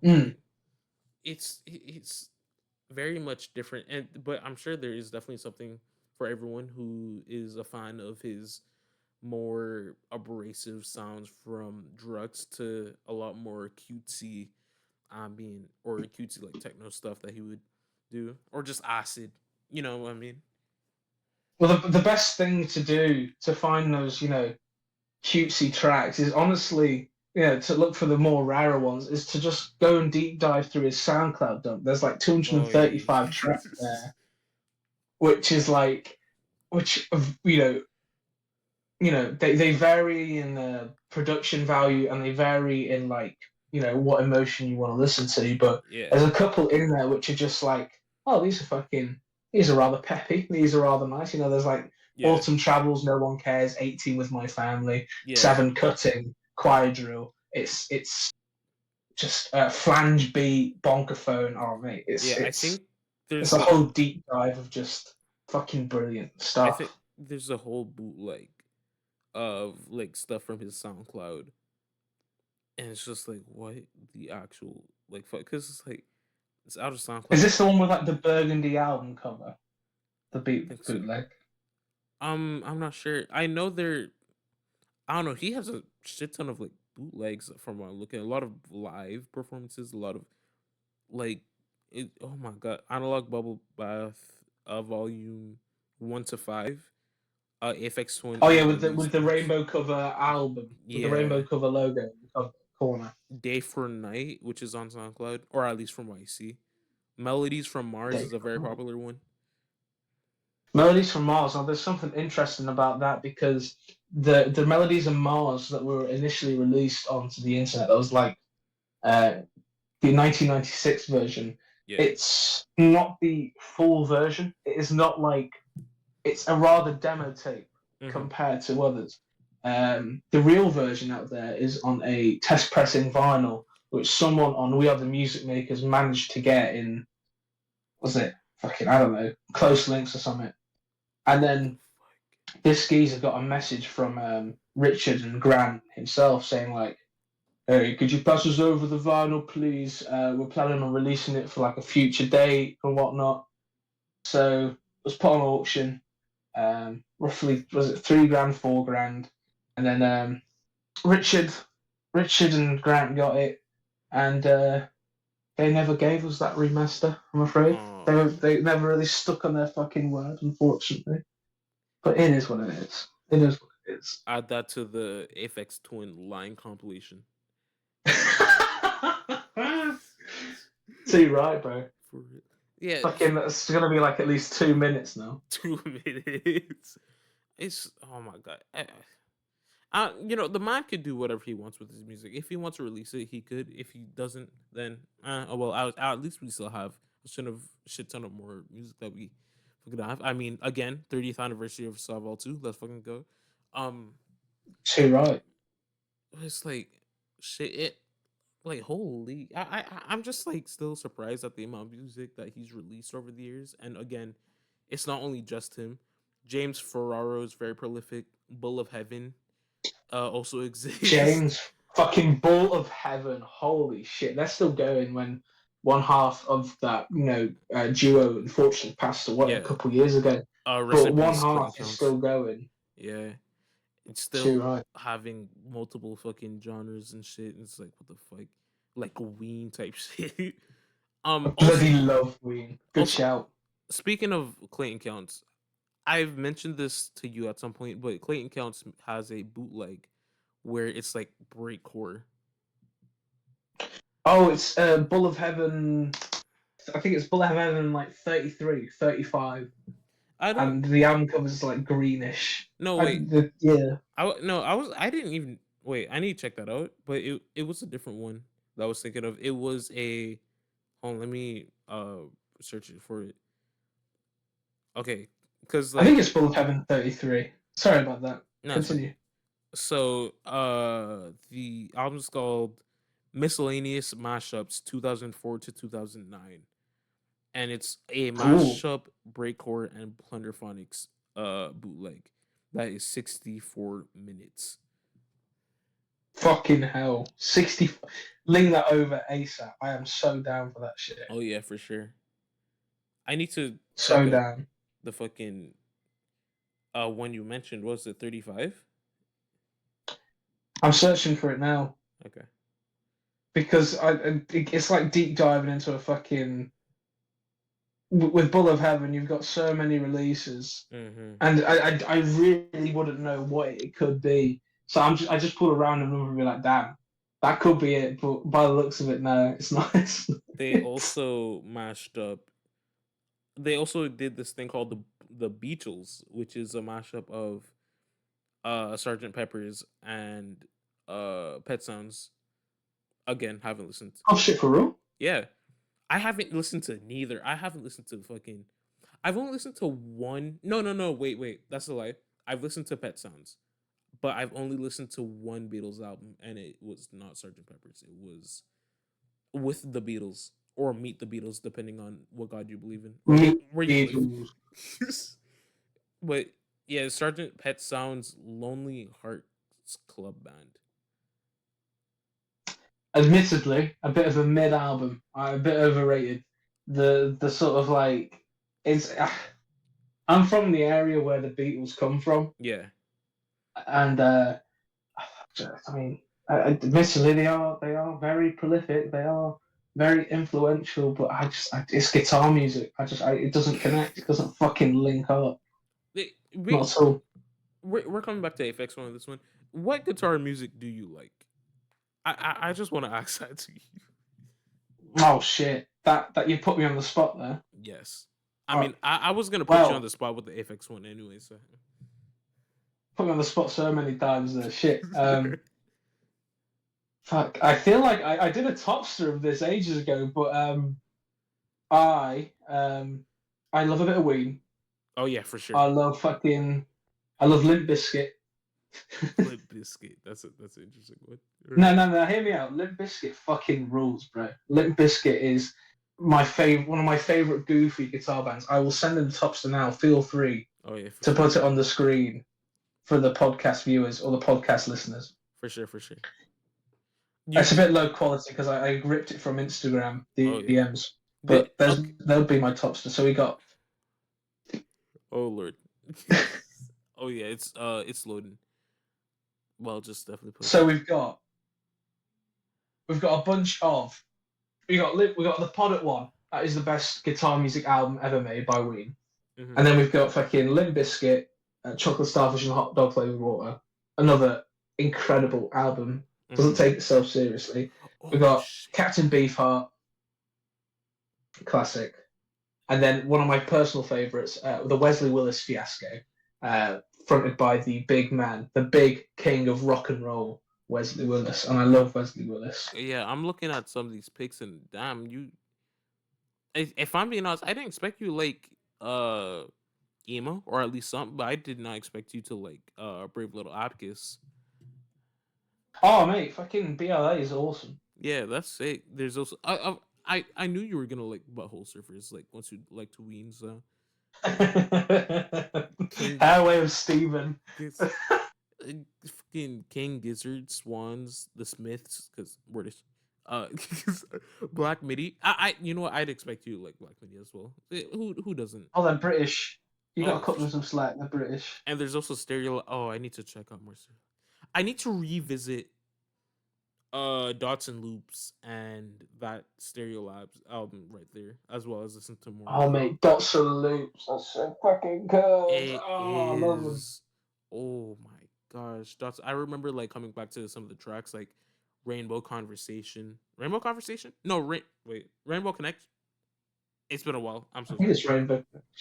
You got Breakage on there too. I love Breakage. Oh yeah, Breakage. Breakage is a fucking classic opener, as well as Parsec. Oh, that was my first song by Serial Lab. Parsec is beautiful, Oh, beautiful. two, right, bro? Oh my goodness, bro. Oh yeah, King Cruel. King Cruel is fucking awesome as well. I need to check. One of my favorite fucking geezers. It was introduced to my mate Mog. Big up Kid Daisy. Check their IDM shit out. They're fantastic. Hell yeah. They introduced me to King Cruel in the midst of 2020, and I thought, damn, this shit. Like, it was just after Man Alive was released, Mm-hmm. and one of their favorite songs is Stoned Again, and it's just like, damn, I could see that shit because it's just a roaring riff, Mm-hmm. great husky, shouty vocals in the second half from Archie. I love the refrain of sax, and also in the second half, it accentuates this fucking building tension, and it's just it's a gorgeous song. Most of the songs off there, Do you fantastic. like what's the name of the post rock band? Black Country New Road. BCNR. Yeah. Oh, a bit controversial. I'm not too big on them. Not really too big on them. That makes sense. I feel like kind of when it comes to like post rock, because it seems like you got Swans on there. It's definitely a lot different compared to Swans because they're not abrasive. Well, they are, but It's more so when it comes to the more emotional points of You the album. saying filth is not abrasive or cock? No, I'm saying BCNR is not abrasive. Oh, sorry. That's fine. It's fine. Since you mentioned Swan, I was getting so fucking puzzled. It, Puzzled. oh, Puzzled, same thing. fucking filth is more than abrasive, right? But BCNR in its case is definitely a lot more abrasive when it comes to its emotional points. I feel like you would definitely, Especially the ending of Basketball Shoes. yeah. I feel like Basketball Shoes. Wow. considering you're a fan of King Cruel, you would definitely like BCNR to degree, especially their first album for the first time. Where Especially, they used like a stock photo as their album cover. yeah. I mean, it's brilliant. I gotta respect it. Yeah. I Admittedly, think it. I fucking love the single work for Ants from Up There. Oh The yeah, drawing of the snow globes one, it's gorgeous. You know, the snow globes in the Ziploc bag. yeah, I also love that track too. I feel like Snow Globe with its like, some people might complain the drumming mixing in that shit is just a bit too loud, but I feel like that's what makes it fucking brilliant, because for it's just sure. like it's a clash. It's like a versus between Isaac Wood pouring his soul out Yeah, and the that. drummer goes shit like that. Ants from Up There was my first BCNR album, but I just saw myself coming back to mainly the first track from for the first time a lot more. Not to say that I Mm. just didn't like for the first time. I fucking think the album's brilliant, but it's definitely something you definitely got to be in the mood because I see for the first time as more something you could listen to casually. I feel like I could that could be in the same vein as Black Midi, but it's just definitely a lot more different. You know what I mean? I can't really explain myself. But That's all right. you also have Shushu on there. I promise. The last episode we talked about, which isn't released as of recording this, um, where I talked to Benjamin. They also we also kind of talked about Shushu. It wasn't that much. I think there's just a mention, but yeah, I promise.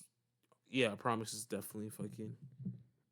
It, It's an album that it's exists certainly good. definitely. Oh, I'm an idiot. We talked about this on the normal person episode as well. Like that and fucking what's the name of it? The purple one. The fact that A basket of fruit. yeah, a girl with basket of fruit. That one fucking slaps. It's like That fucking is, it's hardcore. horrific dance music. It's fucking awesome. But I'm surprised. I I mean, it's bold. yeah. I guess from looking at this for it's definitely from also Midori, awesome album, and Infest Ratsense and Duster and Sigur Rós. Just kind of pointing out the ones I know. Dust. I feel like the Duster one's a bit outdated. I kind of slipped off them a tiny bit, but I'd swap around that fucking Marty Robbins with Duster, because Marty Robbins got some excellent storytelling over like these, like the classic Nashville sound of just like just like Yeah, just like some fucking awesome storytelling. But it's amazing. Also, I'd recommend you check out Slow Attack Ensemble. The third one there. make It's sure. like Oh, third one, the green one, or is it a different one I'm looking at, or supposed to look at? yeah, the green one next Okay, to Nick Drake. It's music for turntables and sampled instruments. So it's like he's got he's got a guitar and he's got like fucking turntables and he's just playing these. He's just shooting off these random arpeggiators in this like mixer board which has got like plenty of delay, plenty of reverb on it. And there's this one track on it called I think it's called Rivers Turn into Waterfalls, which is honestly, I think it's kind of made me tear up a couple of times because it's such a poignant emotion that he carries across with such a fucking simple sort of like sound palette. yeah. It's brilliant. It's totally fucking gorgeous. You I know, I feel like full on through. we definitely got to do like an album exchange of some sort where I give you an album, you give me one, and just talk about it from there at some point. Too right, man. Yeah. Too right. Yeah, there's a lot that I need to listen to from here though. There's La how do you pronounce it? La Le the Tigre. Latigre. No, not Latigre. The one with the black and white cover with the girl on it on the right. La Love with the weird fishes cover. Oh, With the weird fishes cover. sorry, which one am I looking at? This is such a bad quality photo, by the Oh way. I'm my so sorry. no no. Second to okay. The last one in the second to last row. Last one Yeah. In the second to and the last row. second to last row. Last one. Second to last row. Um. Take your time. Okay. Let me do you a favor. Last one in the second to last row. Got above. I am fucking blind. Okay. Let me. Lianis Lahavas. Yes. That's It's a beautiful album. yeah. Gorgeous album. It's I very need to soulful. listen to that. But oh yeah, King Giz, of course, gotta shout out a lot of the ones I've already known. But um, oh yeah, shout out Nick Jerk as well. Rest in peace. But the What an icon. shit, Finesse. That's what I was gonna talk about. Finesse. Fucking Fenez. Specifically. Was it Endless Summer? Because I know that he's done some like glitchy guitar work. I Yes. remember that album's I definitely love beautiful. Fenez. I remember just like because there's a couple of albums that I know you and Shmuel and uh what's her name? It's been a while since I've talked to them, but they're also on the Shmuel server. Gunnison. Gunnison, shout out Gunnison, right? Like the biggest. Mate, I was literally gonna say big up fucking Gunnison because that Exactly. man is Shout the out. biggest. That man's the biggest Willie B fan. That man is the biggest Yellow Swans fan. That man is the biggest Fiends fan. He is a fiend for Fiends, but he's awesome. Like from my perspective, he's like the biggest like Tim Hacker fan I know, and like I Oh, know it's too right. he has some like re-uploads of like some Tim Hacker stuff. Shit, like shout out him for sure. Who hopefully probably if he's interested, he could be on the podcast. I'm not sure, but fucking I was just like one time I gotta listen to like some fucking electronic albums, and Endless Summer gotta be one, and I think Substrata by Biosphere was also one. It's like yeah, I'm definitely gonna listen to these. So Yes, classic man. fucking I think Endless Summer was a cool ass album, which is kind of Oh, ironic. too right. It's kind of ironic in a sense. You see, yeah, I'm sorry, but it's it's a fucking beautiful album. Love the like textures and like the guitar manipulation. It's like oh Oh, my that gosh, man knows how to fucking manipulate a guitar. oh for Honestly, that sure, man is unreal with that shit, especially on Venice. Venice is a personal. I know it's the most obvious pick, but Venice is my favorite because of just. Was there's like the track "Stone of Impermanence." That's just like a proper meaty shoegaze crescendo to such like a dawdling guitar music and very lush album. mm-hmm, It comes out of nowhere. It's very abrupt, but Stone of Impermanence is just makes you think, makes you ponder. for sure. I'm definitely gonna have to check that one out at some point because that was it was always like I would always kind of debate whether or not I wanted to start with Endless Summer or Venice, though, because that was another album that a lot of people kind of talk about or listen to when it comes to Finesse. It was like, nah, I'll just stick with Endless Summer because that was like the first one I've heard of, and Hmm. it's I never regret it. Did not regret it in the slightest. It's fucking awesome. It's definitely his most cohesive work, Oh yeah, for and sure. it's very fucking interesting. Another thing that I do recommend from Fiends was his collaboration with the late Ryuichi Sakamoto. Oh yeah, Rest rest in in peace. peace. Yeah, I remember like hearing about his passing. Yeah, again, I haven't listened to the man. I know that he did like stuff from like did he do pop at some point from my or He like did. He did. He was working under the name. He was working under a band called Yellow Magic Orchestra, which is just like oh peak for fucking a classic electro pop and like very poppy, um, like Japanese stuff. And it's just yeah the album Solid State Commander. Oh mate, that makes you fucking smile so hard because there are so many bright, poppy, beautiful synth lines and main synth melodies. It's just wonderful. yeah. I feel like I should definitely do an episode with him soon because uh Rook a friend of mine has mentioned Yellow Magic Orchestra multiple times, as well as Thomas for the second episode. And yeah, Yellow Magic Orchestra been fucking them and Kraftwerk when it comes to like electronic bands. I've just been Mm. like haven't checking them out. But it's like yeah, I definitely need to check that. And there's also like what's the other artist name from Yellow Magic Orchestra? Harumi Hosono, Harumi Hosono. Yeah. Harumi Hosono. That guy is just like I'm not too big on his like first couple albums where it was very revolved around like folk and like guitar music and more Mm-hmm. poppy stuff. Yeah. But he went into like a realm of new age music in like the mid '80s, Ooh. early '90s. Proper lush, Hell yeah. Oh shit. proper lush. We ain't even finished talking about the Aphex. Okay. Okay. Depending on how much time, I think we'll just talk about like two more things, and then hopefully we could talk about more stuff in another episode when I bring you back on. If you're okay with that. Um, Sure, man. Sure. Aphex Twin and so back to Aphex Twin. There's like a shit ton. Like I remember like you've done like a whole tier list in separate videos.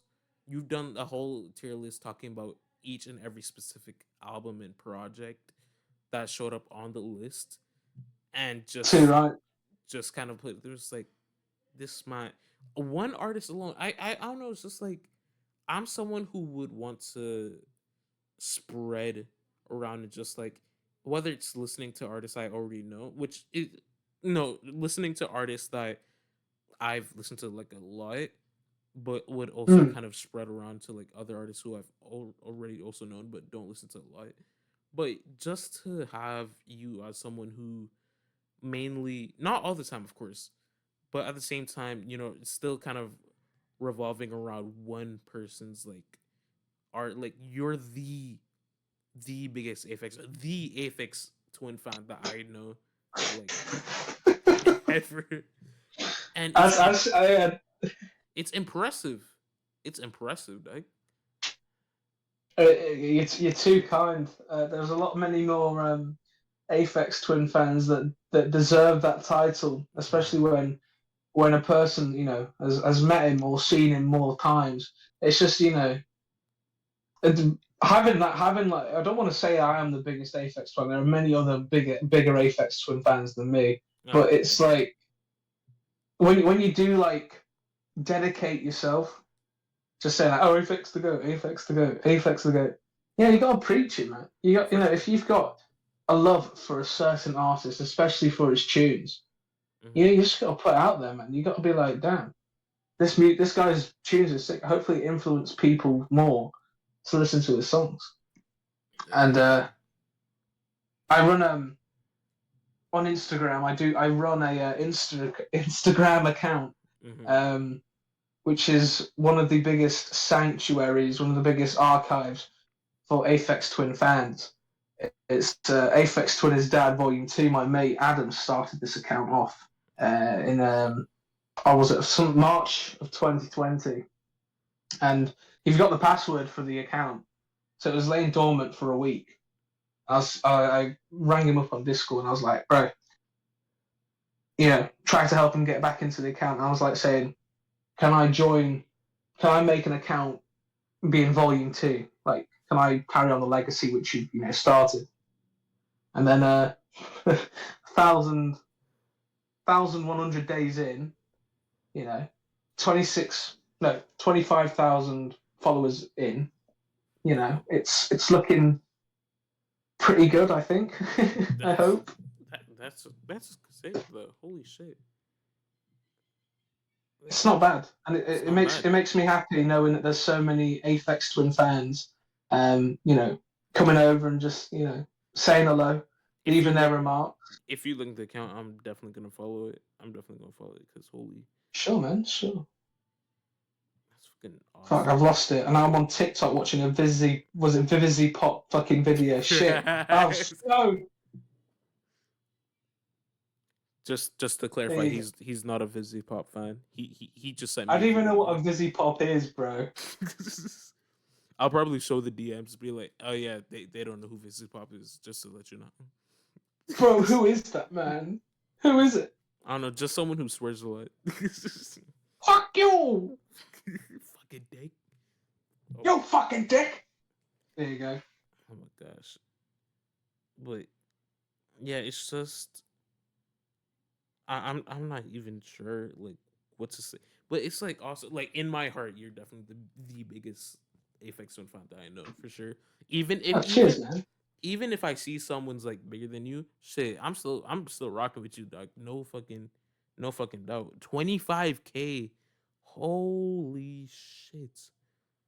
I got to shout out Aphex Mike and Druxadic as well, which have been constantly posting AFX for the last fucking like 4 years for AFX Mike and Oh yeah. Druxadic for the last 470. They're both fucking really cool geezers, Yeah, I'm looking and at they them do right their now. research, man.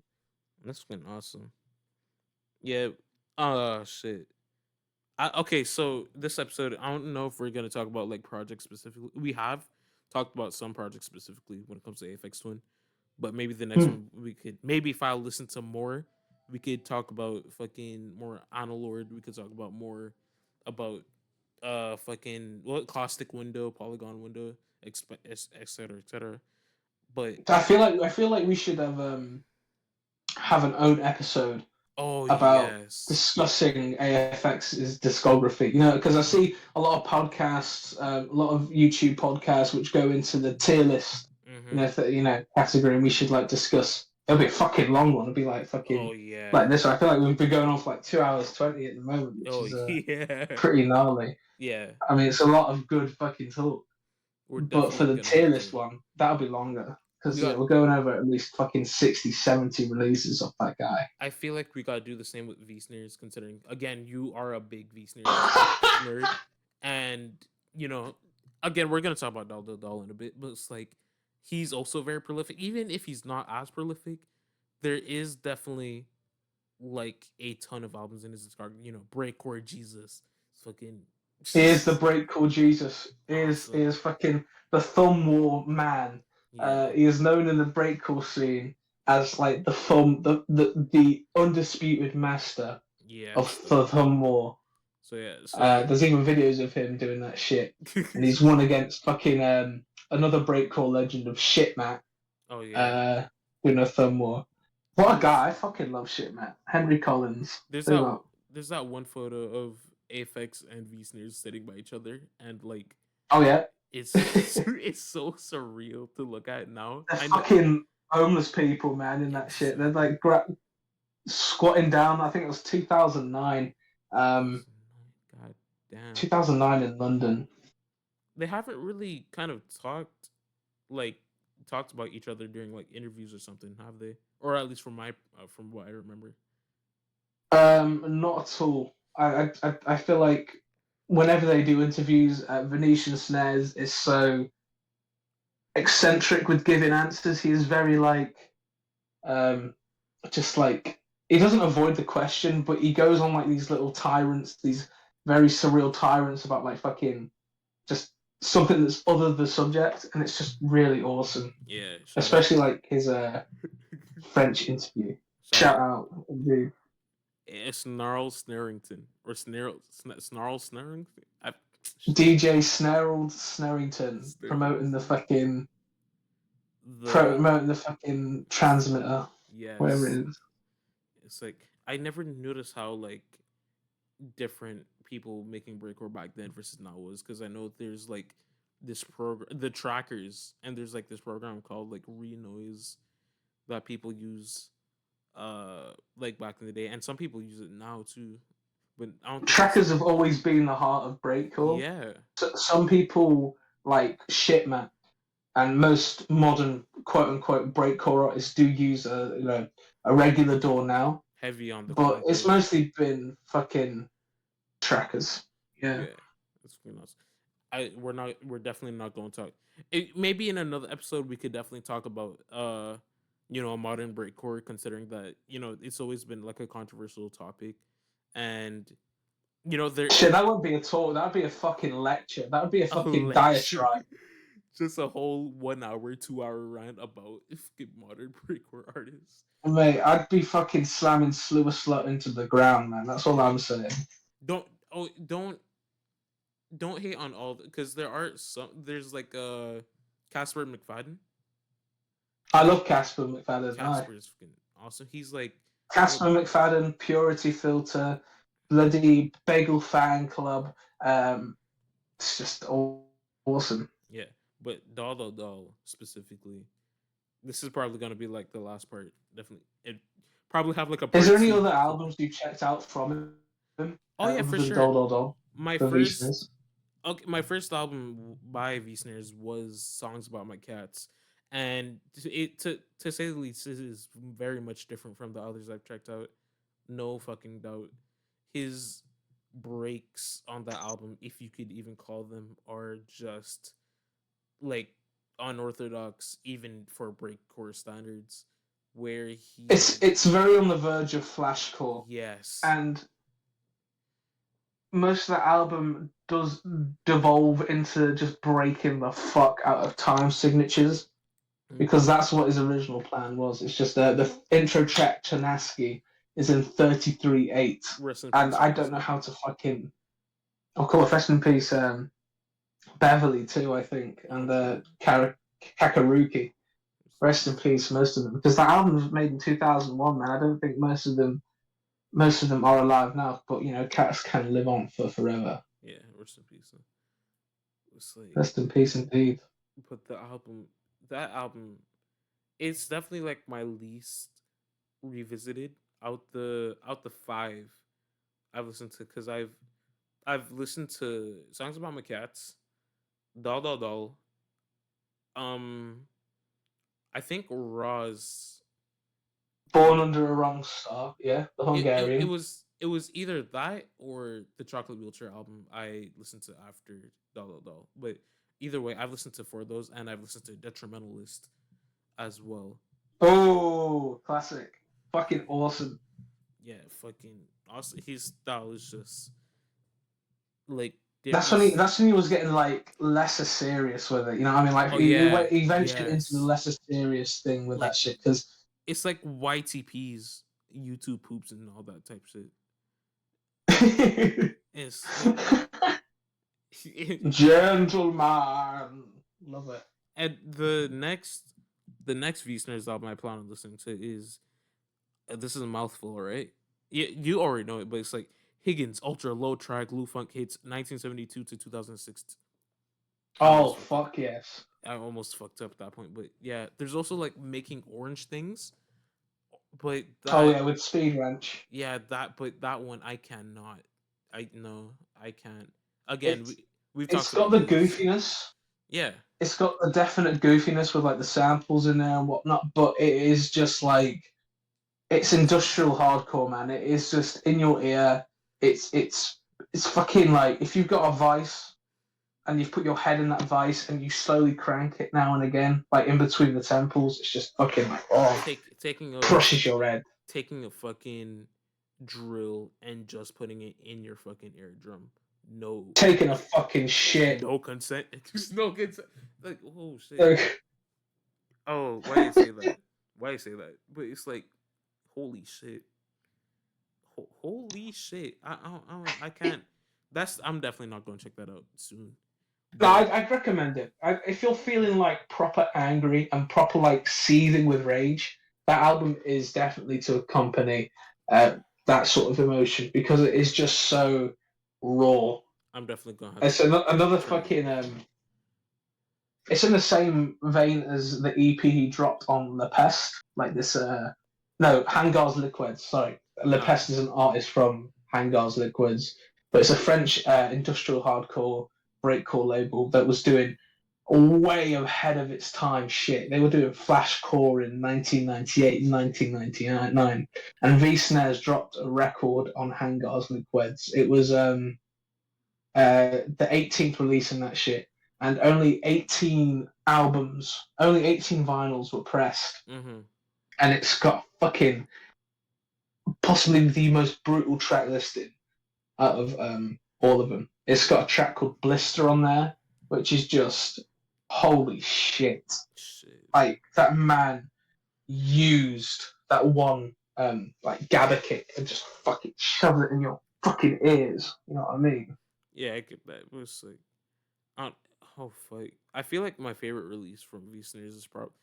It's actually nah. I can't even say which. It's hard for me to kind of choose my most visited, or at least when it comes to like specific songs, is the Chocolate Wheelchair album. Right, Oh yes.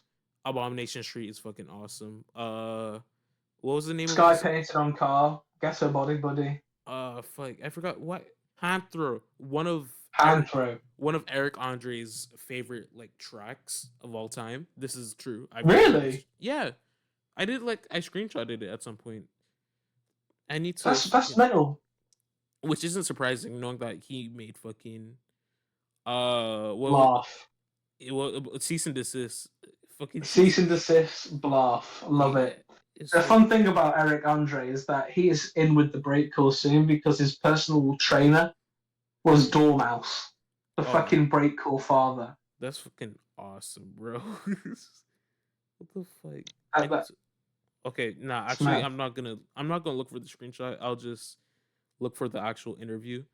But it's interesting. It's fucking. I mean, it's not surprising. Like that's Eric Andre we're talking about. He could Not too cite right. anyway anything. He fucking.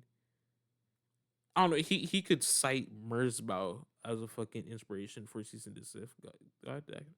Oh shit. But I feel like most of the thing that Eric Andre says in interviews is just like a proper diversion for Yeah. anything the interviewee asked originally. Because you seen that Nardwar fucking interview he did? Yeah. Fucking hell, man. That An that that immovable was was it that was fucking an immovable awesome. force versus a fucking immovable object. I don't know what the saying is. Yeah, I That's get what that. that is. There's a tweet that he made saying, "How do I get Kid 606 and Venetian Snares to write for season 3?" No fucking way. Yeah, okay, I'll send it. I'll send it. He also No follows. fucking way. Yes, bro.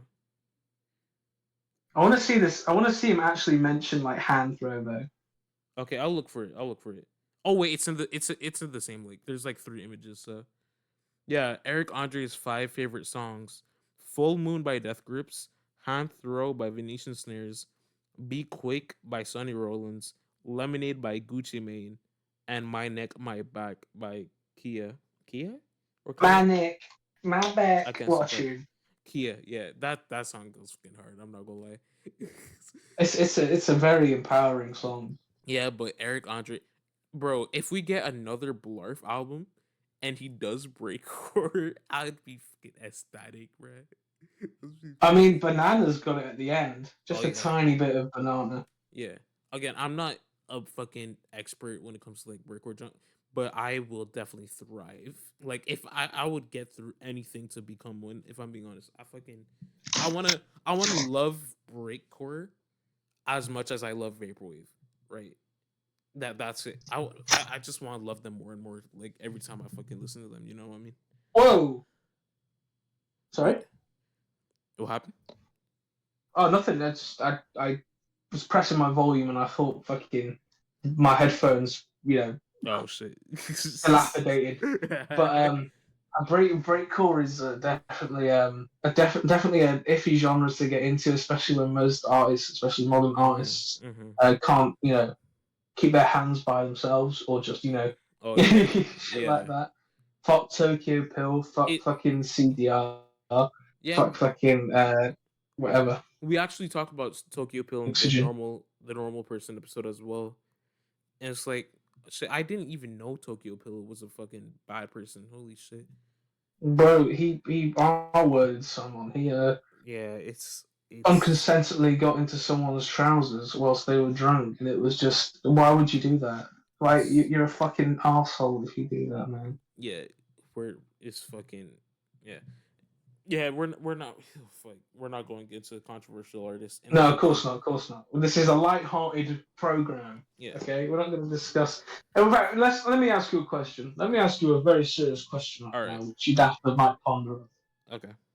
Which rap artist has got the best skincare in the game? Oh shit, that's a hard one. Ah, In shit. my opinion, I think T-Pain. Have you Oh, seen the video for Buy You a Drink? I That haven't. man's skin is like fucking Ken Barbie doll. That man's skin is smooth. Okay, yeah, I'm gonna check that out at some point then, for sure. But what would be your rap artist who's got the best skincare in the game? Oh, that okay again. Oh, fuck. Bro, That I okay. I'm thinking. Shit.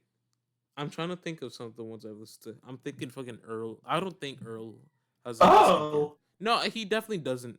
I'm just thinking of him. Fuck. man, that's did damage to my dentals. Bro's got teeth care like a British person. Oh fuck. Oh Mike. He. I don't make. Oh shit. You know, I might say Richie with a T. Richie with a T takes Oh. care of your skin. You know what? That's actually not a bad choice. Shout out Richie. He released an album this year. That fucking slaps, bro. Five on the Bro, dot. that the collab with anime on that album. I'm Oh my days, I'm mind even blowing. anime. That's awesome. Man. Sorry, did I miss it? I'm in. Yeah, you said anime. It's like anime. Fucking Goku. Bro, come on, man. It's the best thing he contributed to since the fucking Kate Tronada collab. Oh yeah. I need to. I don't listen. Shout out Bubba. Bubba. That album goes hard. I don't listen to a lot of K Tronada Bubba. though. But yeah, Bubba. Richie. The new Richie album. I'm still waiting for the new By Storm album. Come on, bro. But yeah. Oh mate, they released two bloody great songs, and then they're like, you know what? We're gonna leave it on the backfire right there. We're gonna leave it on Yeah. the fire. Yeah, we gonna wait. We gonna wait. We gonna give them a Richie album. We gonna make them wait. Too right. But Too right. but fuck dog. Yeah, I keep on for fucking forgetting. Shit, you gotta make more videos. You not like TikTok. You gotta make. I feel like more long form content from you would be awesome. Because from what I remember, you made 3 or 4. You made 4 YouTube videos. One was on Solval 2, Doll Doll Doll. Mm. One was on your most expensive or rare vinyls, and the Yep. last one was your top 10 albums of 2023. I would love, and I'm sure a lot of other people would love to see a lot more long form content from you. Long form content. That's it's definitely the way for that shit because for short form content, yeah, you can Yeah, get it out there, but it's just like you don't have enough time to discuss like what the music's about. You've only got like a fucking 15-second chance of like describing mm-hmm. what the album's all about. But for long form content, you can go a bit more comprehensive with it. Like I've got this um 2 videos in plan, which I haven't started making because my ideas for fucking videos are just right now devoided. Mm-hmm. But you've got one which is about the evolution of an Aphex Twin live set. So we're speaking from fucking him doing live sets, brilliant live sets. Fucking come on, man! Live sets on the beach in Cornwall or in random sheds. So what he's doing now, Yeah, and then we've got a fucking breakbeat 101 video where I discuss like different breakbeats, how to defer them to whatever, what makes that breakbeat sound different to another, and I feel like that could stir a bunch of fucking nerds' heads because they go, yeah. oh, that's not breakbeat, that's fucking jungle, oh, that's bloody, oh, hardcore. Oh shit. Oh shit. I apologize for those listening, and like with the abrupt stop and shit. We've been talking for 2 straight hours. But what happened was that my laptop just decided to fail. But luckily, I saved the OBS recording. So yeah, but we're just gonna have to end it, randomly. So yeah, this is just me and Johnny saying bye. So, Johnny, what you gotta say, Doug? What have I got to say? What an honor to be on this podcast. I appreciate it so much, Sammy boy. It's been fantastic chatting with you for like a good fucking 2 hours. It's been Thank you good so much. discussing music, man. Thank you so And much. you're an absolute legend. And obviously for the people watching, you lot are absolute legends. And for the three words I'm going to end off with is Aphex the goat. Yeah. Aphex is indeed the fucking goat. Once again, thank y'all so much for listening, watching, whatever the hell may be the case. Hopefully next time there won't be any technical difficulties, but with this laptop I'm not even sure. But hey, you gotta make matter with what you have, or that's whatever the phrase is. I don't know, I don't care. Anyways, again, thank y'all so much. I love y'all, and yeah, see ya. Take care. Gosh.